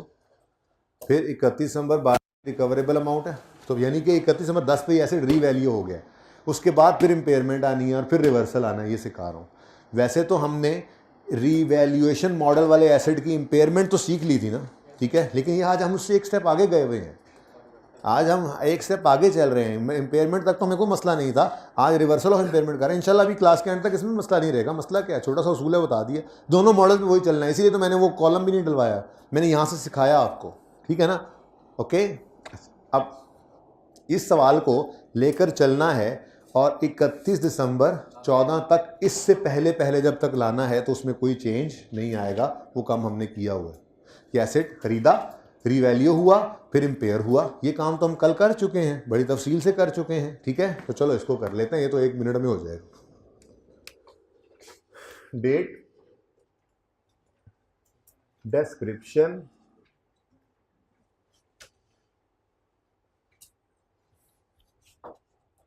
फिर ये एसेट रीवैल्यूएशन मॉडल है ना, रियल सरप्लस और प्रॉफिट एंड लॉस। लो जी, पूरी वर्किंग आ गई अपनी आबोताब के साथ। वो मैंने ना इसलिए प्रॉफिट एंड लॉस वहाँ पे नहीं लिखना, कॉलम के अंदर गवारा किया, क्योंकि वैसे कंफ्यूज ना करें। कॉस्ट मॉडल में तो कुछ भी नहीं ना, बस कॉस्ट मॉडल में तो ये इतनी सी वर्किंग करते थे हम, इसलिए ज़रा सिंपल रखा और फिर वो वर्किंग भी सीख ली। अब वो दोनों मॉडल्स पे भी लगती भी है, तो फिर काम ज़रा सिंपल हो जाएगा, ठीक है। अच्छा जी, 1 जनवरी 10 को हमने ये मोहतरम ख़रीदा, कितने का, 100 का। 31 दिसंबर 10 पर, पहले साल के एंड पे रिवैल्यू जंप तो नहीं कर सकते, एक साल का ही जंप करेंगे ना, ठीक है। तो पहले भाई 31 दिसंबर 10 तक इसको ले आओ।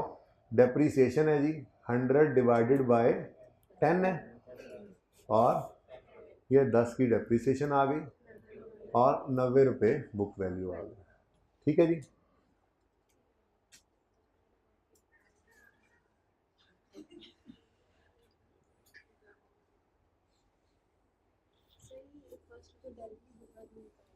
जी वहाँ निकाल लें, मैंने कोशिश, इसमें कौन सी वर्किंग उन्होंने कहा तफसील से करें। उनकी रिक्वायरमेंट तो सवाल में सिर्फ आपने रिवर्सल की फिगर निकालनी है, तो सारे काम मैं इजाफी कर रहा हूँ, जो एंट्रीज बोल भी रहा हूँ आपके साथ और एंट्रीज लिख रहा हूँ। एंट्री तो मांगी नहीं गई थी, ठीक है ना। अच्छा जी डायरेक्ट स्टूडेंट का सवाल ये है कि 31 दिसंबर 10 पे डायरेक्ट भी बुक वैल्यू निकाल सकते थे, बिल्कुल निकाल सकते थे, वक्त बचा सकते थे, ठीक है। अच्छा जी, अब 31 दिसंबर 10 पर एक लाइन खाली छोड़कर रीवैल्यूड अमाउंट लिख लेते हैं, और रीवैल्यूड अमाउंट सवाल के अंदर गिवन है 1,21,500, तो 121.5, तो 31.5 का रीवैल्यूएशन सरप्लस आ गया।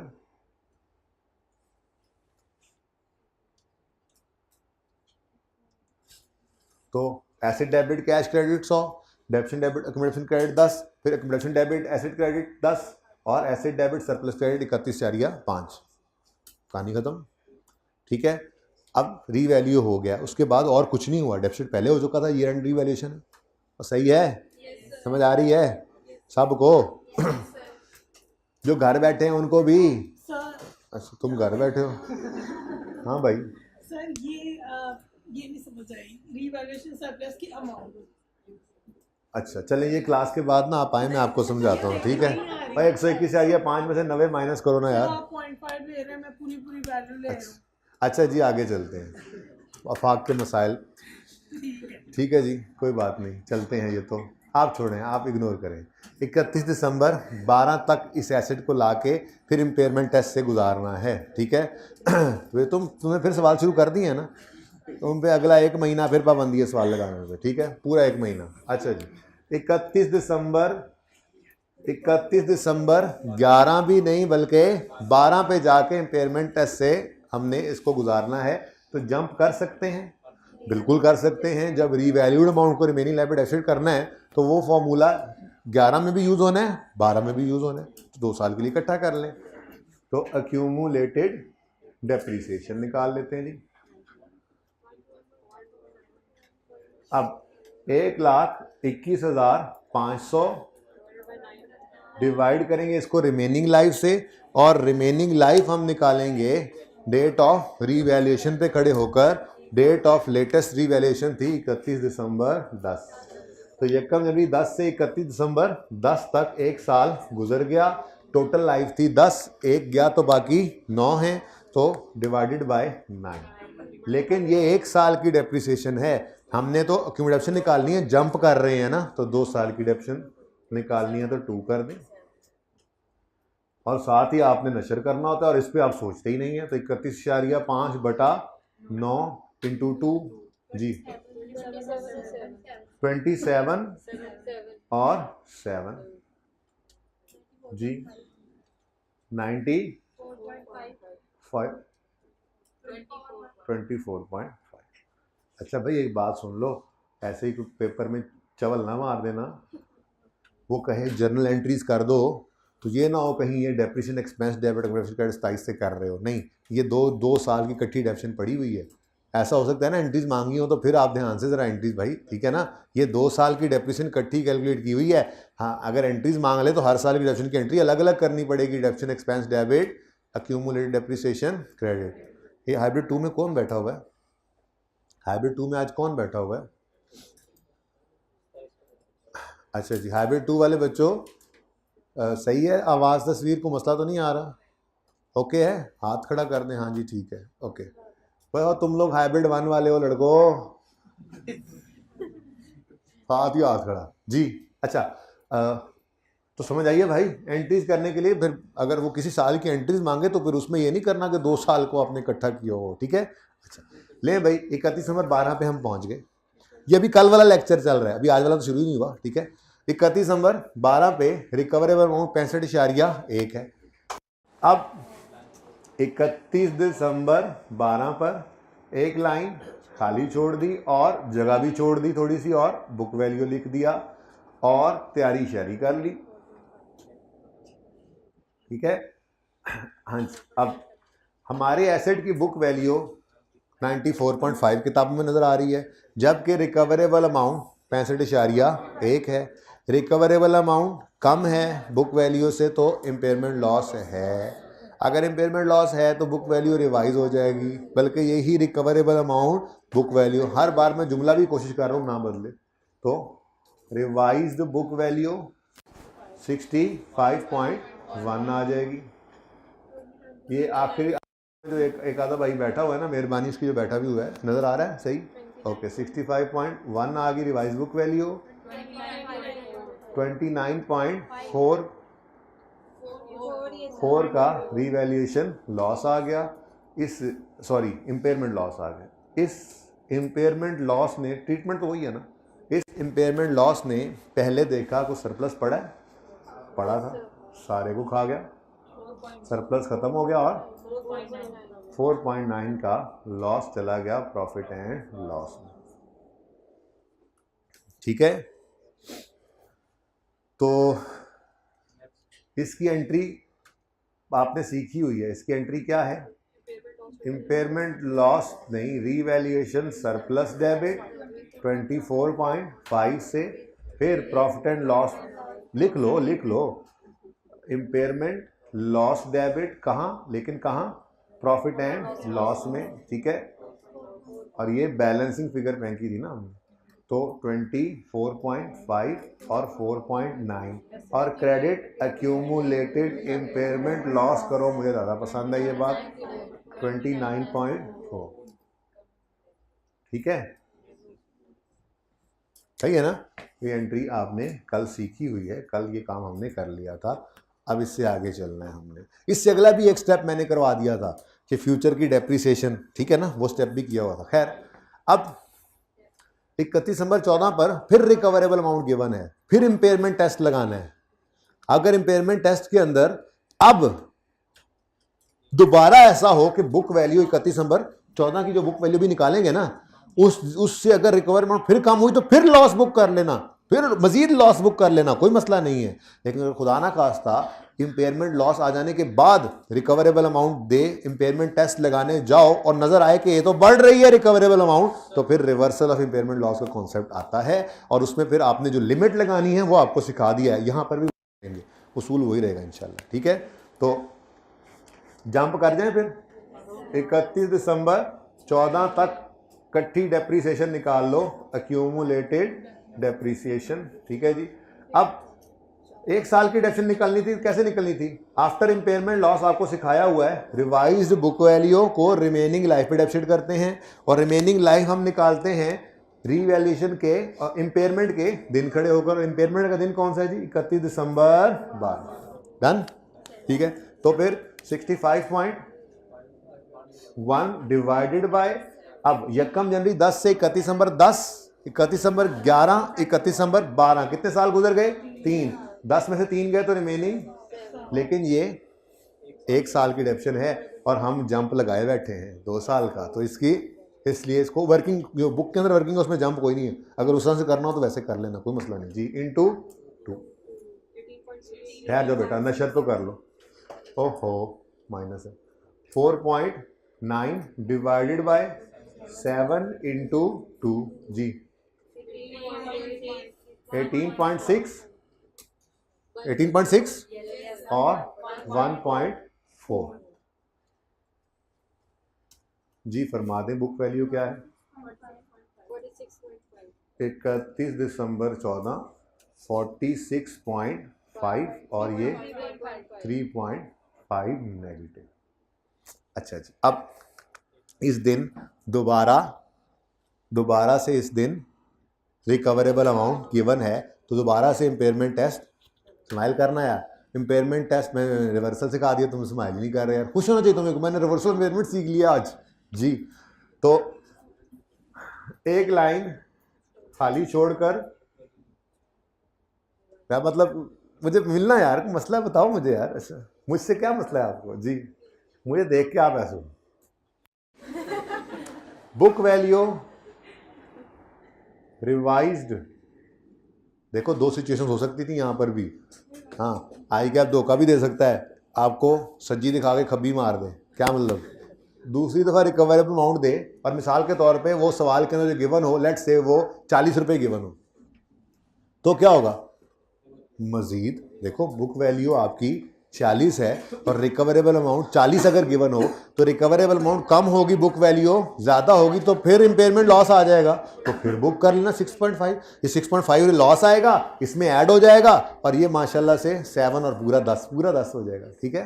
तो लॉस पे लॉस आ सकता है, मसला ये नहीं है। मसला तो आता तब है जब ये है 40 से आ रही है 5 और अगले टेस्ट पे जब रिकवरेबल अमाउंट देखी तो वो होगी गड़बड़, 55 आ गया, ठीक है। अब ये रिवाइज बुक वैल्यू लिखने के लिए आप खबरदार डायरेक्ट कोई काम करें, आपने एक छोटी सी वर्किंग करेंगे, ठीक।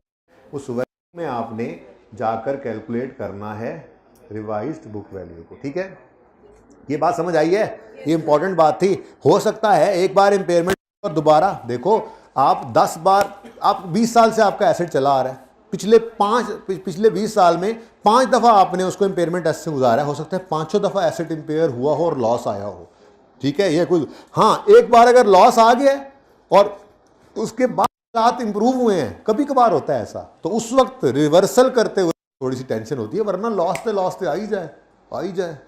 मसला क्या है? इधर लॉस पे लॉस आ ही जाए, लॉस रिकॉर्ड करते जाओ, इधर लॉस पे लॉस आ ही जाए, लॉस रिकॉर्ड करते जाओ। मसला कब है?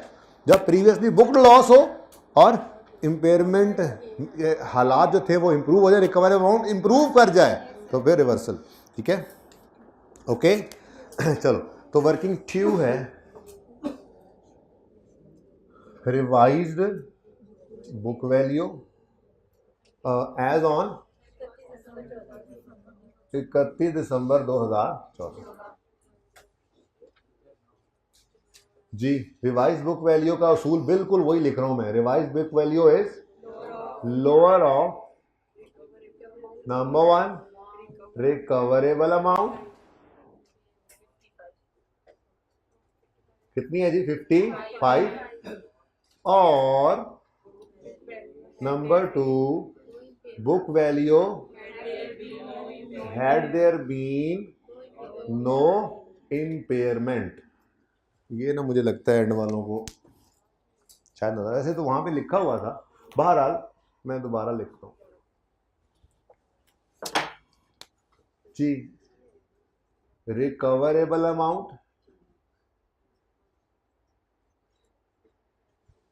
55,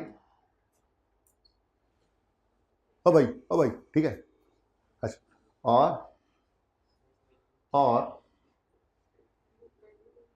book value had there been no importance। अच्छा, अब कॉस्ट रिवैल्यूड अमाउंट।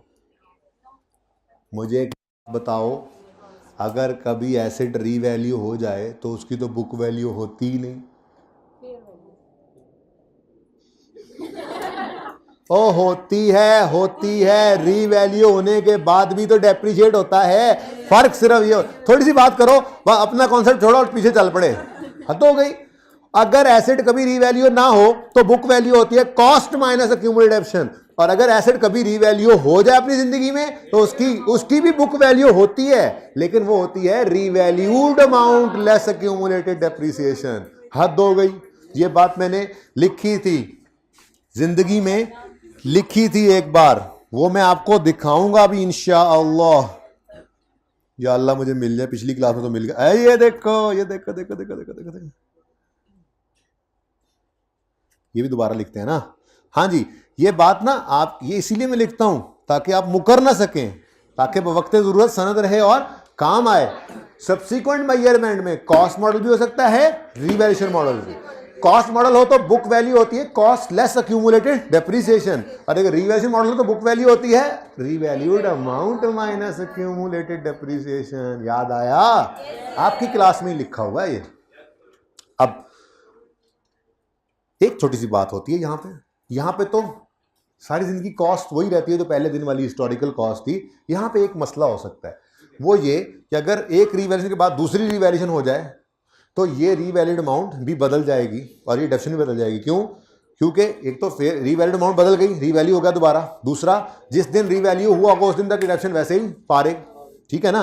तो इसमें थोड़ा सा ये मसला आ सकता है। आप यूं कह सकते हैं कि latest revalued amount less accumulated depreciation इसमें से आप माइनस करनी होती है, ठीक है ना। ये बात समझ आती है?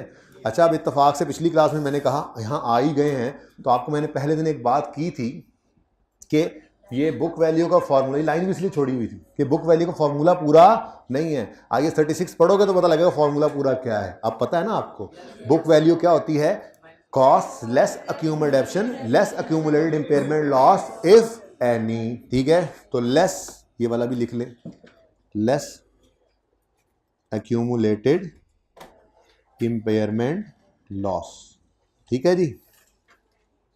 यहां पे भी ऐसे ही है, इधर देखो, revalued asset less accumulated depreciation less accumulated impairment loss if any। ये देखो ना, ये देखो, ये एसेट रीवैल्यू हुआ तो इसकी अब कॉस्ट की बजाय क्या चीज नजर आएगी? Revalued amount. फिर उसके बाद ये डेप्रिशिएट हुआ, बुक वैल्यू आ रही, फिर इंपेयर हुआ तो इंपेयरमेंट लॉस भी आएगा। तो फिर इसकी जो बुक वैल्यू होगी 65.1 31 नंबर 12 पे, वो कैसे निकली होगी? Revalued amount minus accumulation minus accumulated impairment loss if any, ऐसे निकली होगी ना।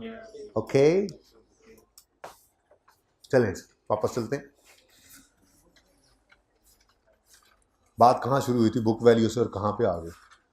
छोड़ो इसको, आप लोगों ने नोट करना है। इधर देखो, ये भी बुक वैल्यू है, लेकिन ये बुक वैल्यू निकलेगी कॉस्ट लेस एक्यूमुलेटेड डेप्रिसिएशन से, ठीक है। और ये एक्यूमुलेशन हुआ करेगी डेट ऑफ परचेज से, डेट ऑफ परचेज से अगर ये खड़े हैं 31 दिसंबर 13 पर, तो डेट ऑफ परचेज टिल 31 दिसंबर 13। समझ आती है बात? ये भी बुक वैल्यू थी, लेकिन ये ऐसे निकली होगी। और यहां पे भी बुक वैल्यू है, लेकिन ये बुक वैल्यू निकलेगी latest revalued amount minus accumulated depreciation, और ये एक्यूमुलेशन होगी डेट ऑफ लेटेस्ट रिवैल्यूएशन से लेकर 31 दिसंबर 14 तक। सही है? लास्ट लेटेस्ट यानी 121 को पकड़ के ले आओगे, ठीक है। यहां भी लिखूं लेटेस्ट, क्यों? क्या नहीं करना था? लेस नहीं करना, नहीं करना, क्योंकि यहाँ पर मैं जो कह रहा हूँ वो कह रहा हूँ अगर रीवैल्यू इम्पेयरमेंट ना होती तो, इतने फनकार ना बनो तुम, ठीक है ना। Had there been no impairment, तो फिर कहाँ से आ गया इम्पेयरमेंट लॉस? वो तो मैं सिर्फ ये बता रहा हूँ कि अगर रीवैल्यूएशन मॉडल हो तो बुक वैल्यू रीवैल्यूड अमाउंट से चलती है, और अगर कॉस्ट मॉडल हो तो वो तो वैसी बात सामने आ गई तो मैंने लिख दिया, ठीक है। अच्छा जी बच्चों, जी जी जी, मेरे प्यारे प्यारे बच्चों, हाँ कहाँ थे हम? यहाँ थे हम जी। तो 121.5 माइनस, अब 121.5 डिवाइडेड बाय, वो लिखा हुआ है ऑलरेडी 9, ये है 31 दिसंबर 12 पर, सॉरी 31 दिसंबर 10 पर, ये रिवैल्यू हुआ था 31 दिसंबर 10 पर। तो 31 दिसंबर 10 पे खड़े होकर आपने रिवैल्यू अमाउंट को रिमेनिंग लाइफ पे डिवाइड करना है, वहां से लाइफ निकाल कर। अब 31 दिसंबर 10 से शुरू करो, 31 दिसंबर 11, 31 दिसंबर 12, 13, 14, कितने साल गुजर गए? 4 साल गुजर गए। तो आंसर बताएं। 67.5। लो जी, टेंशन ही कोई नहीं है। रिकवरेबल अमाउंट जो दी हुई है सवाल में वही रिवाइज्ड है, इतना ज़्यादा नहीं बढ़ा। हमारे ऐसे भी रिकवरेबल अमाउंट के गेन की तरफ जाते हैं, हम रिकवरेबल अमाउंट ही लिख दो बस। लेकिन टेस्ट वाला सवाल ऐसा नहीं होगा। टेस्ट वाले सवाल के अंदर तो अगर ये रूल नहीं लगाओगे तो जान नहीं छूटेगी। ये ना समझना कि रीवैल्यूएशन मॉडल में हमेशा ये उठा लिया करेंगे, ऐसे कैसे उठा लिया करेंगे। टेस्ट वाले सवाल के अंदर ये फिगर कम होगी, ये ज़्यादा होगी, तो फिर आपको इंशाल्लाह लिमिट करना पड़ेगा इसको।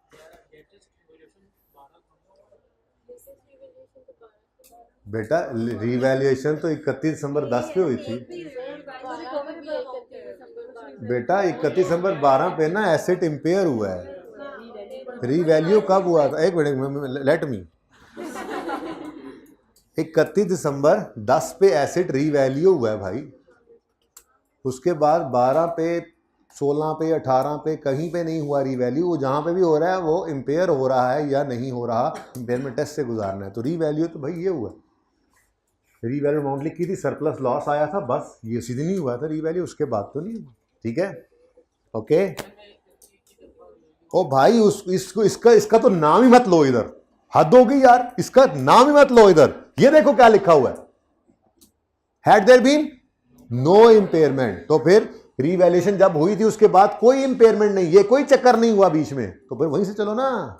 इसका नाम भी मत लेना इम्पेयरमेंट का, क्योंकि ये जो वर्किंग में 2 निकाल रहे हैं या यहां पे 2 निकाल रहे हैं, यहां पे हमने क्या कहा है? Had there been no impairment. ठीक है, ओके। अच्छा जी, कहां थे हम? 55 आ गया। 55 बताओ जी, रिवर्सल कितना है? 55 ही है ना? 55 8.5। लो भाई 8.5 का रिवर्सल आ गया, रिवर्सल ऑफ इंपॉर्टेंट लॉस। अब भाई इधर देखो, ये ना रीवैल्यूएशन मॉडल वाला सवाल है, तो फिर बिल्कुल वैसे ही ट्रीटमेंट चलने दो जैसे रीवैल्यूएशन में चलता था। सरप्लस आ गया, ये पहले इस लॉस को रिवर्स करेगा। अब जो बाकी बचा है, चूंकि रीवैल्यूएशन मॉडल में हमें इजाजत होती है अनरियलाइज्ड गेन को रीवैल्यू सरप्लस के अंदर रिकॉर्ड करने की, तो चाहे ये ऊपर वाली चीज आपको नजर भी आ रही है, चुप करके उसको जाओ। ये 5 बच गया, ये 0। ट्रीटमेंट सेम है, सिर्फ इंपेयरमेंट है, थोड़ा सा ध्यान ये रखना पड़ता है बस। अब इसकी एंट्री भी करना दें, ये इसकी एंट्री जी।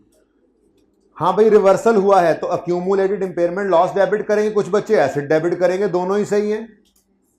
रिवर्सल हुआ, एसेट की बुक वैल्यू ने बढ़ना है, तो बुक वैल्यू यानी एसेट को बढ़ा, ये इंपेयरमेंट लॉस को, अक्यूमुलेटेड लॉस को कम कर लो, बात तो एक ही है जी।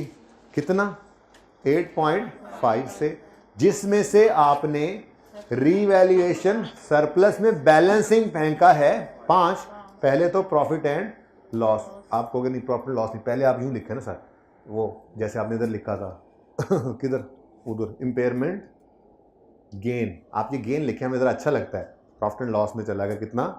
3.5। लो ऐसे लिख लेते हैं, कोई मसला नहीं जी।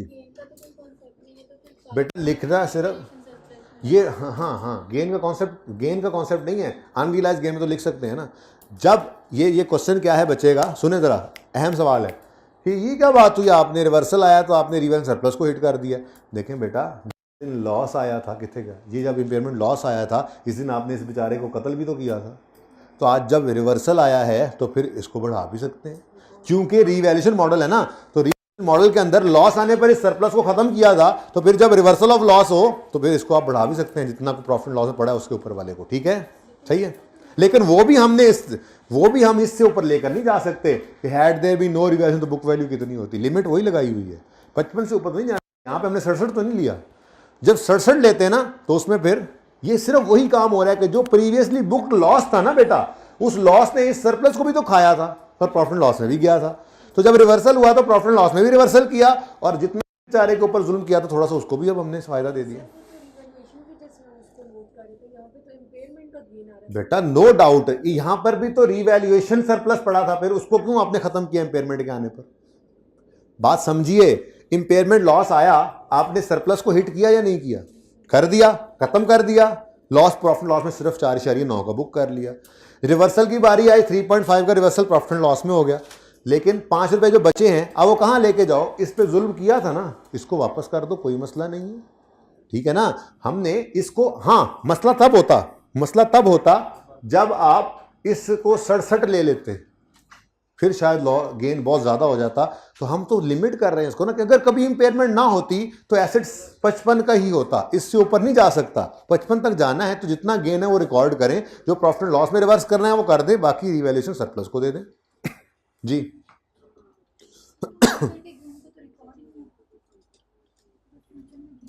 कब रिकॉर्ड किया?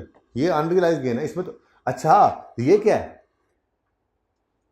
ये फ्यूचर का गेन नहीं, प्रॉफिट एंड लॉस में रिकॉर्ड नहीं करते। पूरी बात करें, फ्यूचर का गेन प्रॉफिट एंड लॉस में रिकॉर्ड नहीं करते। ठीक है, बट ये रिवैल्यूएशन मॉडल है ना, तो सिंपल रखें बातों को। सोचने के तो आप सोचते हैं सारी रात लगा दें, 2-3 छुट्टियां ऐसी भी लगा दें, लेकिन सादा सी बात है कि रिवैल्यूएशन मॉडल के अंदर आपने ट्रीटमेंट वैसा ही करना है जैसे इंपेयरमेंट लॉस पे करते हैं। बस थोड़ा सा ध्यान सिर्फ इसका रखना है कि आप रिवर्सल करते हुए कहीं बुक वैल्यू इतनी ना बढ़ा दें कि वो उससे ही ऊपर निकल जाए कि अगर इंपेयरमेंट ना होती तो कितनी होती। इतनी सी बात है बस, ठीक है, उससे ज़्यादा कोई मसला नहीं। ये इंपेयरमेंट है बेटा।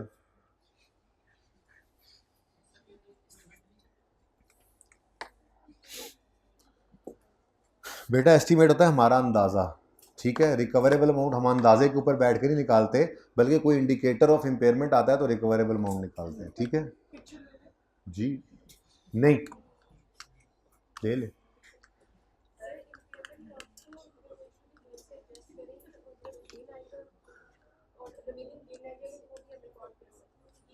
जी यही, क्योंकि हमने ये बात की है कि जब इंपेयरमेंट लॉस आता है, कल मैंने कहा था बेटा, बातें नहीं प्लीज़, बेटा बातें नहीं भाई, मैंने ये कहा था ना कल कि जब रिवैल्यूएशन मॉडल वाला एसेट हो तो इंपेयरमेंट लॉस के आने पर सेम ट्रीटमेंट कर लो जैसे रिवैल्यूएशन लॉस के आने पर करते हैं।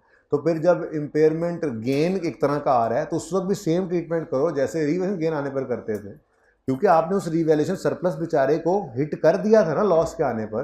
तो अगर आपको रिवर्सल करते हुए फिगर बच गई है जो प्रॉफिट लॉस के अंदर नहीं फेंक रही, तो रिवैल्यूएशन सरप्लस को बढ़ा लो। ठीक है, अच्छा जी, यहाँ पर ये वर्किंग में बच्चे कह रहे थे कोई गड़बड़ हुई पड़ी है। ठीक है, इसलिए आप इसको छोड़ें, आपके पास आ गया है सवाल का सलूशन यहाँ पर। ठीक है, वर्किंग वही कर लीजिएगा। जर्नल एंट्री ये मैंने ऑलरेडी पास कर दी है आपके बोर्ड के ऊपर। ठीक है, क्वेश्चन नंबर 6 में एग्जांपल आपने जो वर्किंग नंबर 2 की है उसमें आपने जब आपने इसका जो book value had there been no impairment calculate की, तो आपने उसकी कॉस्ट ले लिया 1 लाख 100 जो है वो लिया, और यहाँ पे आपने इसकी रिवाइज बुक वैल्यू ली है जो कि है 121.5। मैंने आप पे पाबंदी लगाई हुई है सवाल करने, क्लास के बाद आके पूछ लेना ये वाली बात मुझसे। ठीक है, अच्छा जी, और किसी को कोई मसला है तो बताओ।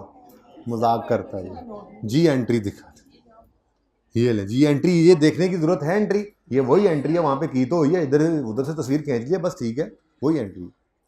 अच्छा जी, होमवर्क तो आप लोग लिख चुके हैं ना, पास पेपर 1 वो मैंने पता नहीं लिखा कहाँ था। अब दुआ कर रहे हैं, या अल्लाह ना मिले, या अल्लाह ना मिले, ना मिले, ना मिले, या अल्लाह इसको ना मिले, या अल्लाह कभी इसको ना मिले, और मिल गया, हाँ, और इसको मिल गया। सारे MCQs आए 36 खत्म है मेरी तरफ से। ठीक है, बस थोड़ी बहुत कोई एक आधे सवाल की डिस्कशन करूँ बेटा प्लीज़। तो छुट्टियों के बाद मेहरबानी करके आ जाइएगा। IAS 23 की बुनियाद भी डालनी है, थोड़ा बहुत IAS 36 की डिस्कशन करके अगर कोई रहती हुई तो IAS 16 की पेंडेंसीज को रिमूव करूँगा या टेस्ट डिस्कस करूँगा, मैक्सिमम यही बात है। लेकिन बुनियाद IAS 23 की पढ़नी है। तो जो छुट्टियों के बाद पहला दिन होगा उसमें बुनियाद पड़ जाएगी IAS 23 की, और फिर दूसरे दिन से IAS 23 दबादब शुरू हो जाएगा। 6-7 दिन का स्टैंडर्ड है वो, ठीक है। इसलिए आप लोगों ने मेहरबानी करके, आपको पहले ही बताया, बुरी आदतें ना किया करें, छुट्टी के साथ छुट्टी को ना मिलाया करें, ठीक है। आपने देख ही लिया आज हमें कोई टाइम नहीं मिला, हमने कोई टाइम पास नहीं किया। अगर क्लास है तो है, जो बच्चे आए हैं वो कुछ सौतेले नहीं हैं, घर बैठे हुए याशी करें। तो जो पढ़ना है हमने वो पढ़ना है, उसमें कोई कमी नहीं होगी, जितना पढ़ना था उतना ही पढ़ा, ठीक है। लेकिन आप लोगों को जो घर बैठे बच्चे हैं उनको काइंडली अब इतनी शफकत करनी चाहिए कि रिज़ल्ट के बाद जल्दी तशरीफ़ ले आइएगा। सोमवार और मंगल सिर्फ 2 छुट्टियां हैं, बुध को सब बच्चे यहाँ पे अवेलेबल हों। जी बेटा,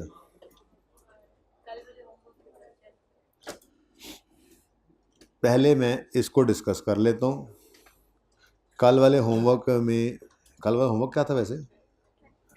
असल में ना प्रैक्टिस क्वेश्चन, पास पेपर, हाँ इधर से पूछ लें।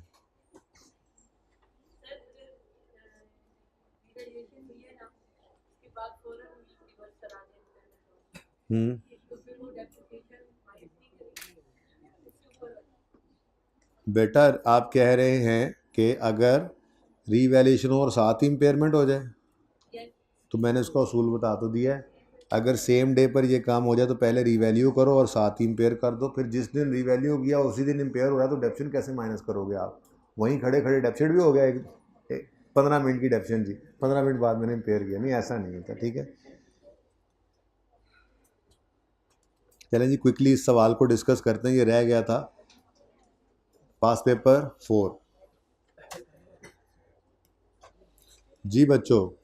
बारबरी सीमेंट, ये कोई बहुत पुराना सवाल नहीं है, पिछली 3 अटैम्प्ट्स के अंदर अंदर ये सवाल आया हुआ है। अटैम्प्ट में लिखना भूल गया हूँ, इस पर अपडेट कर देनी चाहिए थी और जहन से निकल गई। कोई बच्चा बता सकता है तो बता दे, इसको अटैम्प्ट का पता है तो, सानू केड़ा पता। अच्छा जी, ये पिछली 3 अटैम्प्ट्स के अंदर अंदर ही सवाल आया, पुराना सवाल नहीं है। तो आप पास पेपर के रिसेंट सवालों को खुद से जब करते हैं ना, मैंने नहीं डिस्कस किया था, आपको होमवर्क दे दिया था। 2-3 बातें इसमें थी जो अभी तक उस कॉन्फिडेंस से आप नहीं कर सकते थे, क्योंकि उससे अगले दिन जाकर हमने वो कैश फ्लो में जो चीज़ें आनी है या नहीं आनी, ऐसी कुछ बातें भी की थी। लेकिन आप फिर भी बेटा प्लीज़ पास पेपर्स को करने के बाद खुद को सही से आप जो है वो एवेल्यूएट कर लेते हैं कि हाँ हम ICAP के लेवल के ऊपर आ चुके हैं इस टॉपिक में या नहीं आ चुके। फिर टेस्ट में हम 2-3 बातें एडिशनल भी बीच में डाल देते हैं कि चलो हो सकता है ICAP ने ये बात नहीं पूछी, अब ऐसे करके पूछ सकता है, तो वो फिर थोड़ा सा और तैयारी आगे बढ़ जाती है। तो टॉपिक टू टॉपिक हम चल रहे हों तो कोशिश करनी है टेस्ट के अंदर आपने 70% मार्क्स लेने हैं, ठीक है। पेज नंबर बेटा 343, draft financial statements of Barbari cement BCL for the year and 31 December 20 include a plant having a carrying value of 400। Carrying value means book value, ठीक है। तो सवाल में बुक वैल्यू रेडीली अवेलेबल है। रिक्वायरमेंट है compute impairment loss.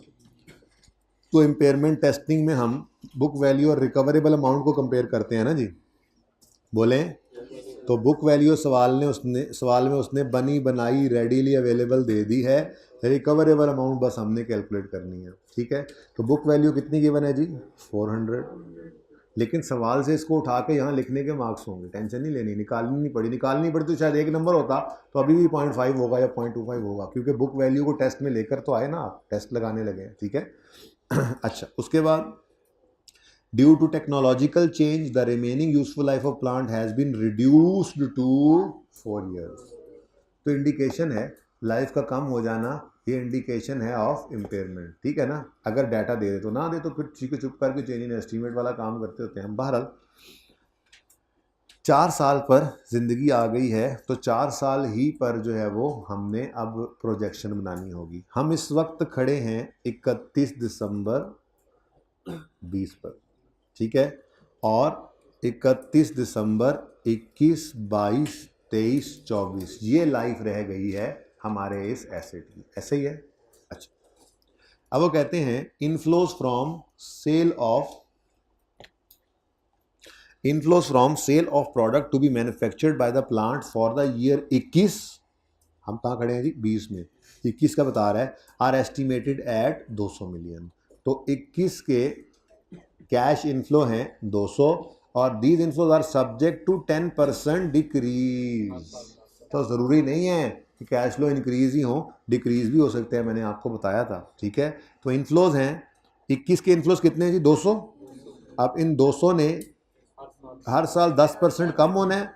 अब ये 10% कम होने का तरीका आपको मैंने बताया हुआ है। आप चाहो तो 200 जमा नहीं माइनस कितने 10% ऑफ 200 कर दो, या 200 का 90% भी ले सकते हो। ठीक है, लेकिन ये सारा एग्जामिनर को कैसे बताना है, यहाँ पर आप यूँ लिख सकते हैं, आप यूँ लिख सकते हैं एट द रेट ऑफ 90%। उसको पता लग जाएगा 90% लिखा है उसने, मतलब हर साल 90% पे लेके जा रहा है। या आप यूँ भी लिख सकते हैं at the rate of decrease, या यूँ लिख दें decrease 10%।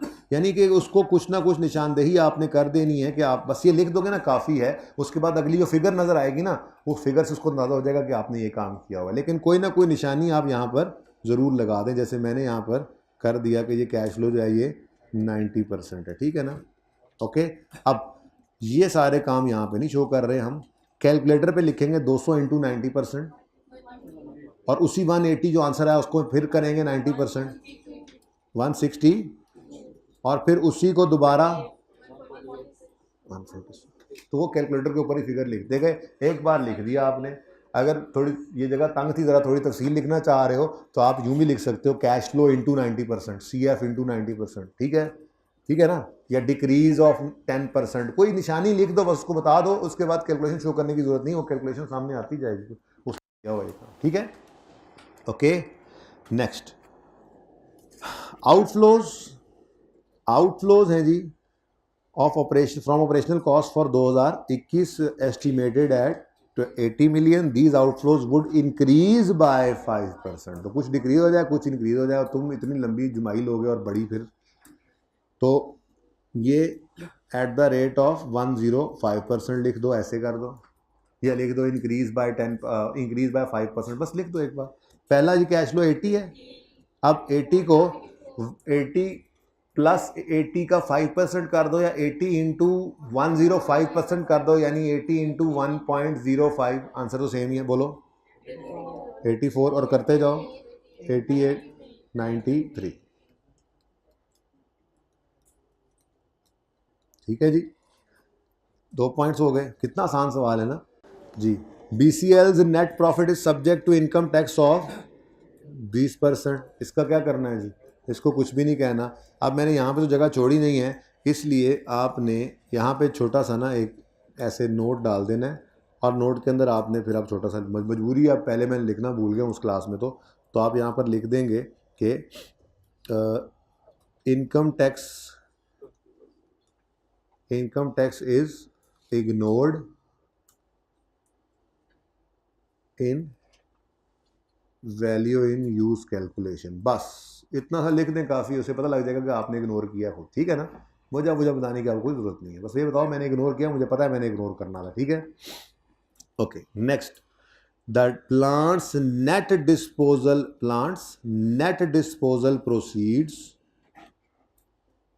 At the end of useful life is estimated at 100। तो उसने नेट करके खुद ही बता दी डिस्पोजल प्रोसीड्स, तो ये लाइफ के एंड पे 100 पॉजिटिव आ जाएगा, इनफ्लो है। सही है। ओह, डेप्रीसिएशन। अच्छा, डेप्रीसिएशन को भी हमने क्या करना है, इग्नोर करना है। तो डेप्रीसिएशन ऑन प्लांट इग्नोर कर दी, और साथ ही आपने यहाँ पर यूँ लिख दिया इनकम टैक्स एंड डेप्रीसिएशन। मैं भूल गया, डेप्रीसिएशन भी यूँ लिख दो, एक ही दफ़ा लिख दो, अलग अलग भी लिख सकते हो। Income tax and depreciation expense are ignored while calculating value in use. ठीक है, इसको आर कर लेना आप। अच्छा जी, उसके बाद pre tax and post tax discount rates are 12% and 9.5। कौन सा यूज़ करेंगे, पोस्ट टैक्स को क्या करेंगे, इग्नोर करेंगे, और प्री टैक्स रेट को हमने यूज़ करना है डिस्काउंटिंग में। ठीक है जी, 12% नहीं यूज़ होना है। A technologically advanced plant with similar capacity can be purchase as 350। इसका क्या करें जी, भाई इसका हमने कुछ नहीं करना बेटा, नया प्लांट थोड़ा ही खरीदना है इस दिन इस अमाउंट का, यही प्लांट चल रहा है, चलने तो इम्पेयरमेंट टेस्ट लगा रहे हैं, तो इस वैल्यू से हमें कोई लेना देना नहीं है। ये तो इस दिन खड़े होके इस जैसा नया प्लांट खरीदने की जो है वो कीमत है, इसको इग्नोर करना था। हाँ, BCL has received an offer to buy existing plant for 250, BCL will have to incur shipping cost of 7 million. ये है 31 दिसंबर 2000 जो भी आप जी 20 के ऊपर खड़े हैं, इस दिन की fair value less cost to sell. तो fair value less cost sell कितनी है जी? 250 माइनस 7, ठीक है जी, 243, और वैल्यू यूज़ के लिए अब बस 10% लगाना है, तो ये बता दो रहा 120, 96, 74, 153। अब प्रेजेंट वैल्यू फैक्टर जो है वो 12% के हिसाब से इसको 1 साल, ये अच्छा ये फैसला कर लें। अच्छा जी, 1.1 रेज़ टू पावर इसको 2 साल पीछे बुलाएं, इसको 3 साल पीछे बुलाएं, इसको 4 साल पीछे बुलाएं। प्रेजेंट वैल्यू निकालें जल्दी से, कैलकुलेटर कढ़ो पाएं तुसी भी, खोल लो इनू उल्ली लानी जी। 107, 70,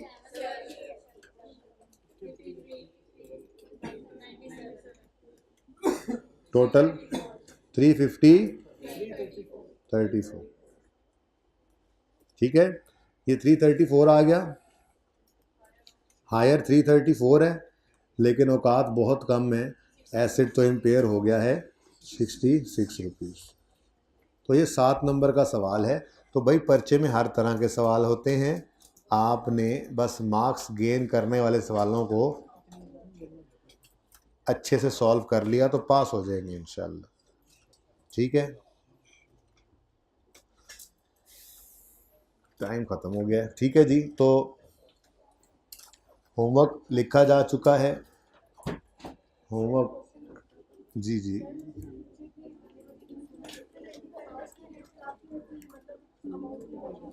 बेटा, उसकी वजह ये है कि हमारा ये एसेट जो है ना, ये एसेट है हमारा आज। बात समझें जी प्लीज़ प्लीज़। क्वेश्चन ये है कि हम value in use present value आज क्यों निकालते हैं फ्यूचर कैश फ्लोज की। भाई सवाल सुन लें सारे, जवाब भी। ये हमारा जो एसेट है, इस एसेट के ऊपर हमने इम्पेयरमेंट टेस्ट लगाना है। इसी एसेट को हमने बेटा प्लीज़, बाज़ार में अगर आज बेचना है तो आज की कीमत, इसी की आज हमारी किताबों में बुक वैल्यू हो, और इसी हालत में ये अगले 10 साल चल के जो कैश फ्लो लाए उसकी कीमत, ठीक है। इवन हमने ये कहा था कि इसको अपग्रेड भी किया है ना, तो उसको भी इग्नोर करना है और कैश फ्लोज को भी इग्नोर करना है। अब अगली बात आई, ये फ्यूचर के कैश फ्लोज को आज क्यों लाना है? तो जब इसकी फेयर वैल्यू आज की ले रहे हो, जब इसकी बुक वैल्यू आज की ले रहे हो, तो अगले 5 साल में फैले हुए कैश फ्लोज को कैसे टोटल कर सकते हो? अगले 5 साल कैश फ्लोज आज के कैश फ्लोज के बराबर हैं क्या? आज आपके जेब में जो 100 रुपया है, 1 साल बाद भी इस 100 रुपये की कीमत इतनी ही होगी? नहीं। तो फिर जो 1 साल बाद वाला कैश फ्लो है उसकी प्रेजेंट वैल्यू निकालेंगे ताकि लाइक विद लाइक का कंपैरिजन हो सके, ठीक है।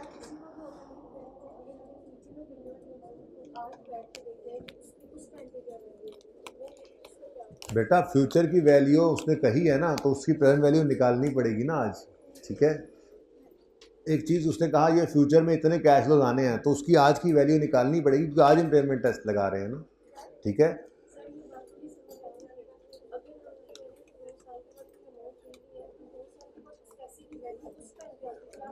वो हम क्यों देखें, वो 2 साल बाद जाकर देखेंगे।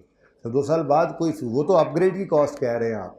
2 साल बाद हमने एसेट को अपग्रेड करना है, तो वो 2 साल बाद की बात 2 साल बाद देखी जाएगी। इस वक्त क्या वो अपग्रेड हो गई है? इस साल तो, इस वक्त तो एसेट वही है पुराने वाला, उसी के कैश फ्लोज लेने हैं, उसी की वैल्यू यूज लेनी है, उसी का फेयर वैल्यू लेनी है, उसी की बुक वैल्यू लेनी है, नए एसेट को नहीं लेना, ठीक है। ठीक है जी, होमवर्क ये करके आइएगा। ज़िंदगी रही तो अब रिजल्ट के बाद होती है मुलाकात। अल्लाह हाफिज़, अस्सलाम वालेकुम।